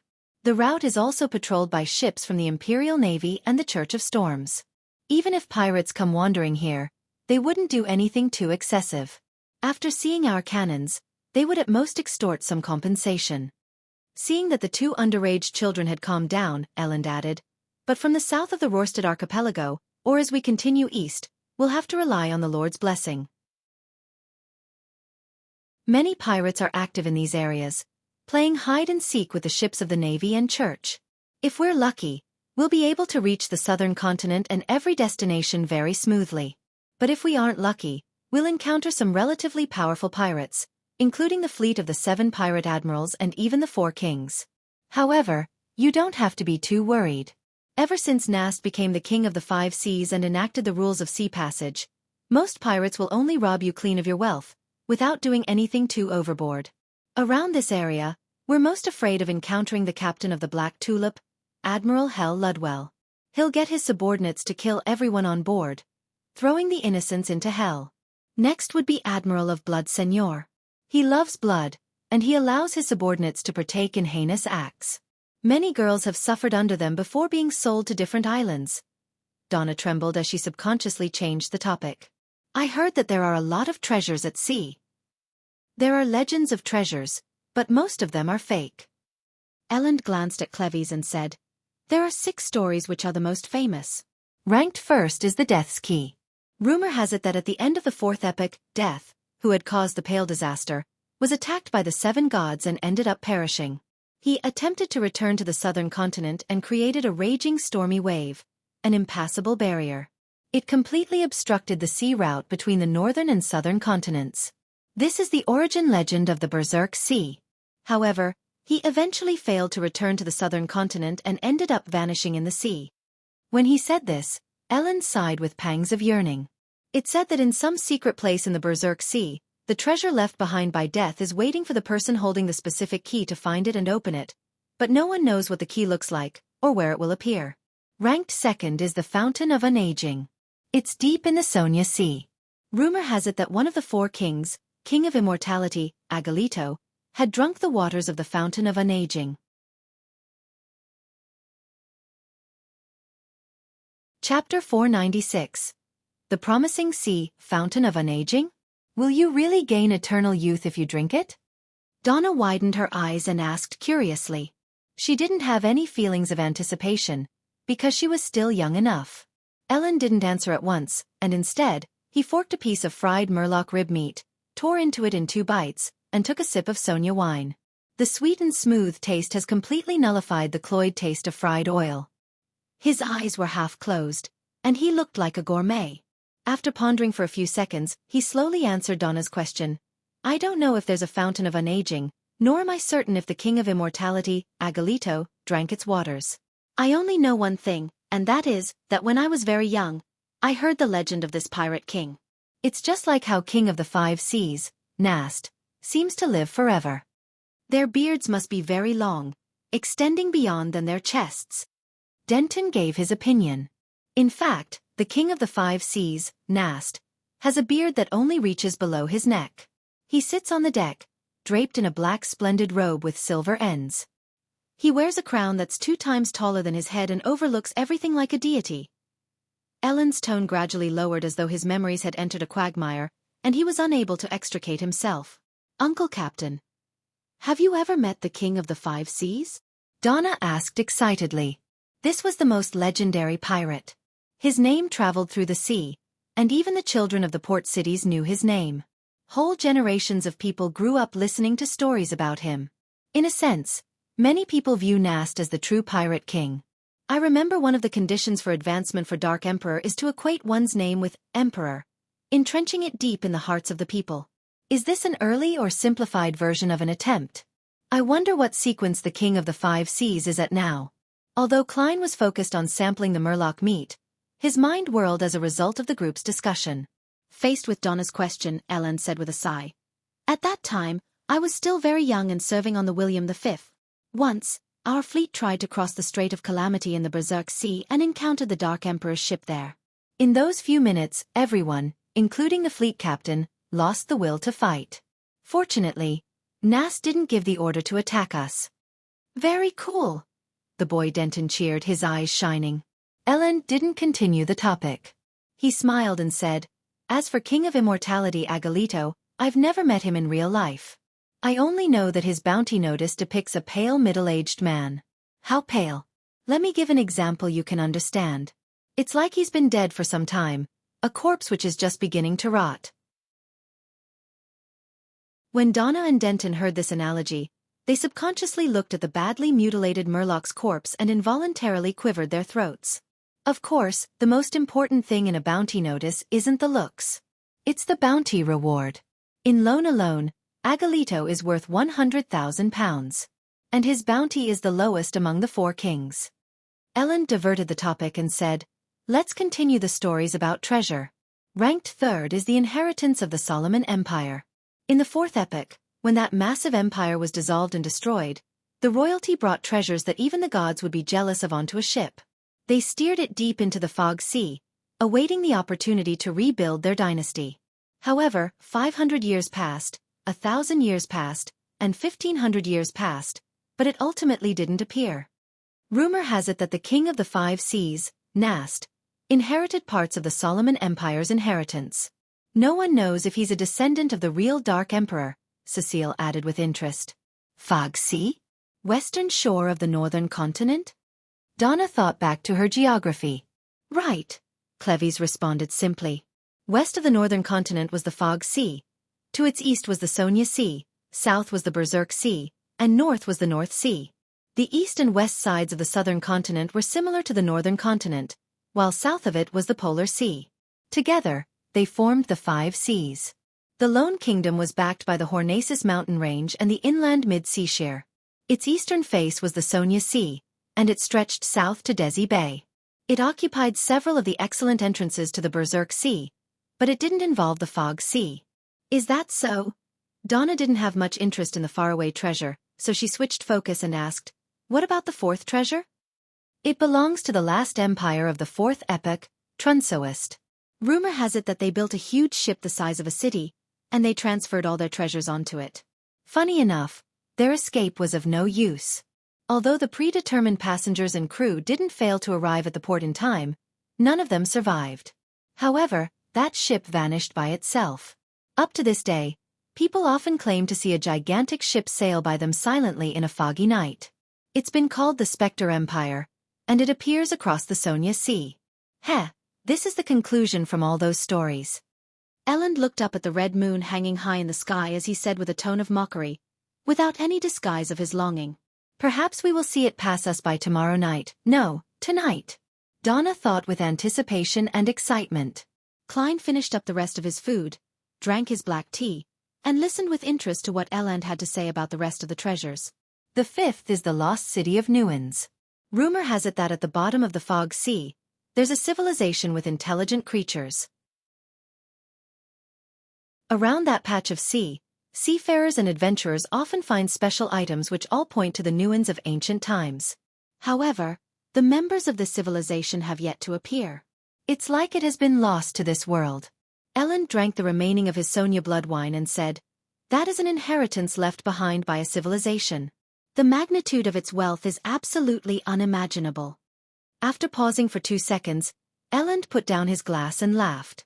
"In fact, the treasure I look forward to the most is one which has more accounts than legends, the sunken laurel. More than a century ago, it carried gold, jewelry, and various valuable items that the kingdom obtained from East Balam. As it steered away from the sea route, it sunk in an unknown area somewhere between the Berserk Sea and Sonia Sea. It hasn't been found to this day. It's said that the items on board are worth millions of pounds." Millions of pounds? The number caused Donna to blurt out in astonishment. As a merchant's daughter who had been educated for many years, she had a vague understanding as to what this number represented. In Lone, a millionaire was a genuinely rich person, second only to the top noble families and tycoons. Millions of pounds? As a member of the National Atmospheric Pollution Council, a major shareholder in the coin company, Mrs. Mary, who allowed me to join the Quelag Club for free, is only worth a few £100,000, and even so, she's rich enough even in the circle of aristocrats and merchants. She's a popular divorced lady, and there are even aristocratic children who propose to her. Klein quickly found a target for comparison. Elend sighed with a smile. "If I can find the sunken laurel, then I don't have to be a captain anymore. I'll head to Backland and become a philanthropist. I'll purchase land and donate to political parties and get a hereditary aristocratic title. I've heard Tala mention before that a baronet costs about £300,000 and about £800,000 for a baron. If you manage to get your hands on the treasure, the titles of Viscount and even Earl is something within the limits of imagination. Millions of pounds." Klein helped Elend perfect his plan. "If it were me, I wouldn't do that. I'll buy a huge manor." Cecile also began to imagine her life after finding the treasure. "I want to hire many servants and helpers, plant large tracts of wheat, build vineyards, make wine for myself. Also, I want to have a room where I can sunbathe, have leisurely moving cows, sheep and horses, and have bread from my own mill, just like a beautiful picturesque scene." Elend laughed when he heard that. "Ma'am, do you know how much a manor like this is worth?" "No, I don't." Cecile shook her head. "It's only a few £1,000s. If you find the sunken laurel, you can buy 1,000 of those manors." Elend used exact numbers to illustrate the value of the treasure. 1,000 manors. Cecile couldn't help but raise her cup and drink a mouthful of black tea. Before this, she had known that several £1,000,000 was a lot of money, but she hadn't expected it to be this much. In order to alleviate the shock in her heart, she looked at Clevis and said, "Boss, if you find the sunken laurel, what do you plan on buying?" No, what sort of life do you wish to have? Clevis fell silent for a moment before saying, return home. I'll hug my wife and children, telling them that I no longer need to go on an adventure out at sea again. Not a bad guy. Klein nodded slightly. Donna looked at him curiously. Uncle Adventurer, what about you? Klein replied expressionlessly, tell myself not to sleep anymore. Hurry up and wake up. Donna spat out the sweet iced tea she'd just drunk, but fortunately, the fried fish on the table had already been eaten. At this moment, Klein sighed inwardly. Even though I know it's basically impossible to find the treasure. Otherwise, the various churches would have already done it with all the powerhouses they have. But when discussing such topics, I couldn't help but get excited. This is the charm of treasure. Even if it was just a legend, it can attract many adventurers. Donna wiped her mouth and sat down like a lady, as though she wasn't the one who had lost her composure. The little boy, Denton asked, still eager for more. Are there any other legends of treasure? Elend looked at Clevis, indicating that he should answer. Clevis calmly drank a mouthful of black tea and said in a deep voice, there are countless treasures at sea. The hidden lands of the elves, the missing pirate ships in the depths of the fog, the underwater city sealed with powerful monsters, the last secret trove of Emperor Roselle, and so on. The Emperor had already reached the level of leaving treasures and legends for others. If it's true, would there be cards of blasphemy in it? How many would there be? The legend of the Key of Death might help Mr. Azek regain more of his memories. Klein thought with curiosity and anticipation.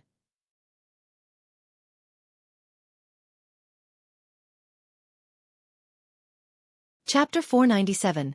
The Wall of Rewards. After the talk about the legends of treasures that had inspired generations of adventurers to go to sea came to an end, the cook had also finished roasting the flesh of the murloc's belly. They were white after being cooked, charred a little black, and covered with tiny brown particles that glistened with a moist, oily glow. The repeated smearing of seasonings had already seeped into the texture of the meat, effusing it with a tantalizing visual effect. Desi grilled fish. It's different from how you usually eat it. Elend pointed at the white porcelain plate the cook lowered. Donna held her fork and knife and eagerly said, I love honey-roasted fish. But this is also very appetizing. Honey-roasted fish. How much honey would that take? If I have a chance to try it, the taste should be pretty good. Klein allowed his imagination to run wild. With a chef, there was no need for them to serve themselves. They could only look on expectantly as pieces of fish were sliced, placed on different plates, and served in front of them. Klein was very serious when it came to tasting delicacies, so he was in no hurry to deal with the fish. Instead, he took a sip of black tea and used the slightly sour liquid to clear his mouth of any remaining flavors. After doing all of this, he forked a piece of fish and stuffed it into his mouth. In a split second, he felt the slightly stimulating flavors of fennel, basil, and other spices. They were sufficient enough to help him open up one taste bud after another. Immediately after, the delicious juices of the meat, the slightly astringent taste of the sea salt and the refreshing sour and sweet taste of lemon all burst out at the same time, filling his oral cavity and making his mouth water. As he chewed, the last bit of the fish meat's stubbornness was broken off one by one after having its fat roasted out of it, fully presenting the splendor of the meat, as well as its faint sweetness. Swallowing the fish in his mouth, Klein recalled a delicacy program he had watched in his previous life and chose the evaluation line that matched what he just felt. The layered flavors are very clear, excellent. Haha, your tone and words make you sound like a gourmet, Ellen joked. Donna waved her fork and echoed, Uncle, perhaps you should write a column in the newspaper about different restaurants and different cuisines. Why didn't I think of this idea? This is a good job that can earn me money, as well as allowing me to taste delicacies. The only problem is that an obese man can't be a flexible clown. Use the great art of spewing vomit? What a waste of food. Klein seriously considered Donna's suggestion. To a beautiful night. When there was very little food left, Elend poured himself some more of the Sonia blood wine and raised his glass with a ruddy face. Klein and the others echoed in similarly good moods. To a beautiful night. They drank the rest of the liquids from their glasses and watched the waiter clear the table and clean the deck. They talked for a while more amidst the cold wind, talking about the mermaids that Donna was most interested in. Clevis told the young lady that, in some legends, mermaids were also called sirens, and they used their songs to confuse humans not for entertainment but for hunting. Aside from the possibility of encountering these creatures on the sea route from the Gargas archipelago to the depths of the Sonia Sea, there was a certain chance of discovering it in dangerous seas that haven't been explored by humans. However, all of this stemmed from the drunken boasting of certain pirates, and they all avoided the question of how they escaped from the mermaid songs, which made it highly suspicious. No matter what, this at least points me in a possible direction. Klein took note of what they had discussed. Donna, Denton, it's time to go back. You'll have to get up early tomorrow and have breakfast with your parents. Cecile looked at the moon's position. Fine. Donna stood up reluctantly. Denton hurriedly asked, Do I have a chance at becoming an adventurer? His mind had been captivated by the previous hunt and the legends. Cleves walked to his side, patted his shoulder, and said, Before you ask this question, you need at least 5 years of combat training and studying. I think your father will hire a good tutor for you. Yeah. Denton's eyes lit up, and he nodded vigorously. After 5 years, the adult you probably won't want to be an adventurer who can find himself buried at the bottom of the sea at any time. Cleves's handling of the situation was very shrewd. He didn't immediately refuse him, but rather he gave him hope and let time wash away his interest. This prevents the child from becoming suddenly rebellious. Regardless, mastering a fighting technique is always beneficial for anyone. Klein put his hands in his pockets and thought with appreciation. On the way back to the interior of the cabin, Cleves handed 2 5-pound notes to Klein. Your payment. He had just received £150 from Ellen's purchase of the whole Murloc. I didn't do anything, Klein instinctively refused. Cleves glanced at him with his pale blue eyes and said in a low voice, You freed up Cecile and took good care of the children. Took good care of the children? Klein was somewhat amused, but he finally took the 2 bills and drew a triangle on his chest. You're more generous than I thought. Thank you. He stopped declining because he suddenly figured out something. If he hadn't accepted the £10, then in the eyes of a veteran adventurer like Cleves, it would appear as though he was dissatisfied with the price and was attempting to get more, making it possible that he would attack them at any time. Among self-proclaimed adventurers, there was definitely no lack of greedy madmen. Seeing Gairman Sparrow pocket the money, Cleves looked away and said flatly, This is a rule of the sea. Without another word, he followed Cecile, Donna, and company into the cabin. If I could get such rewards with every single mission and job of this difficulty, then I would have long made a fortune with my job as a private detective. Klein gave a self-deprecating laugh and turned his head to look at the red moon hanging high in the sky. It still shone quietly and gently in the night. Legends of the sea. Different monsters. I've finally found the slight feeling of being an adventurer. Klein turned around and walked to the edge of the ship. Bathing in the crimson veil, he admired the waves that were growing darker. Gradually, his mood settled as he walked out bit by bit from the gloom of Backlund's great smog. The cold, damp wind slapped his face, and the vast, endless ocean caught his eye, opening up his heart. For a moment, Klein felt the urge to sing, but when he opened his mouth, he found that he couldn't remember the corresponding modern verses. I can't just end up saying, Oh sea, you're all water. The Emperor's Savant sequence is really well suited to doing such things. When I have the time, I should read through his poems so as to not look like illiterate. Klein lampooned as he looked at the red moon and the ocean before sighing. What a beautiful night. After an accidental episode of getting lost, the exploratory team returned to the City of Silver. Looking at the wall's cracks filled with weeds, Derek found himself in a trance, as if he had been gone for many years. Diagonally behind him, Demon Hunter Colin's eyes suddenly wore a lost look as he raised his hand to press on his right temple. The rest of the team members were filled with joy and relief from the bottom of their hearts. After a difficult exploration, having a home waiting for them was the happiest thing in their hearts. Colin's gaze returned to normal as he turned his head to the side and looked diagonally ahead. Backlund, the White family. After some thought, the confident Emlyn came up to his parents and asked, If I wanted to delve into the history of us Sanguine, who would I look for? If I were to ask about the City of Silver directly, it's very likely that I'll be exposed for being problematic. Although I'm not afraid and very calm, for the ancestor and in order to save the entire Sanguine race, I have no choice but to hide it. I've always been interested in the history of Sanguine. I've collected a lot of information, and father and mother know that, so I wouldn't be suspected in any way. This excuse is perfect. Emlyn praised himself inwardly. He resembled his father to a certain extent. He wore gold-rimmed glasses that made him look very professional.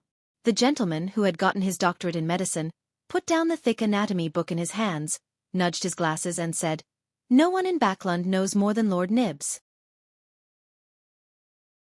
If I dared to seek Lord Nibs, I would have long done so." Emlyn thought of Mr. Fool's description of him being a messiah that had to bear the burden of a secret while being misunderstood, as he pressed with a solemn expression, "Aside from Lord Nibs? He's sleeping underground, so it's not convenient for him to be disturbed."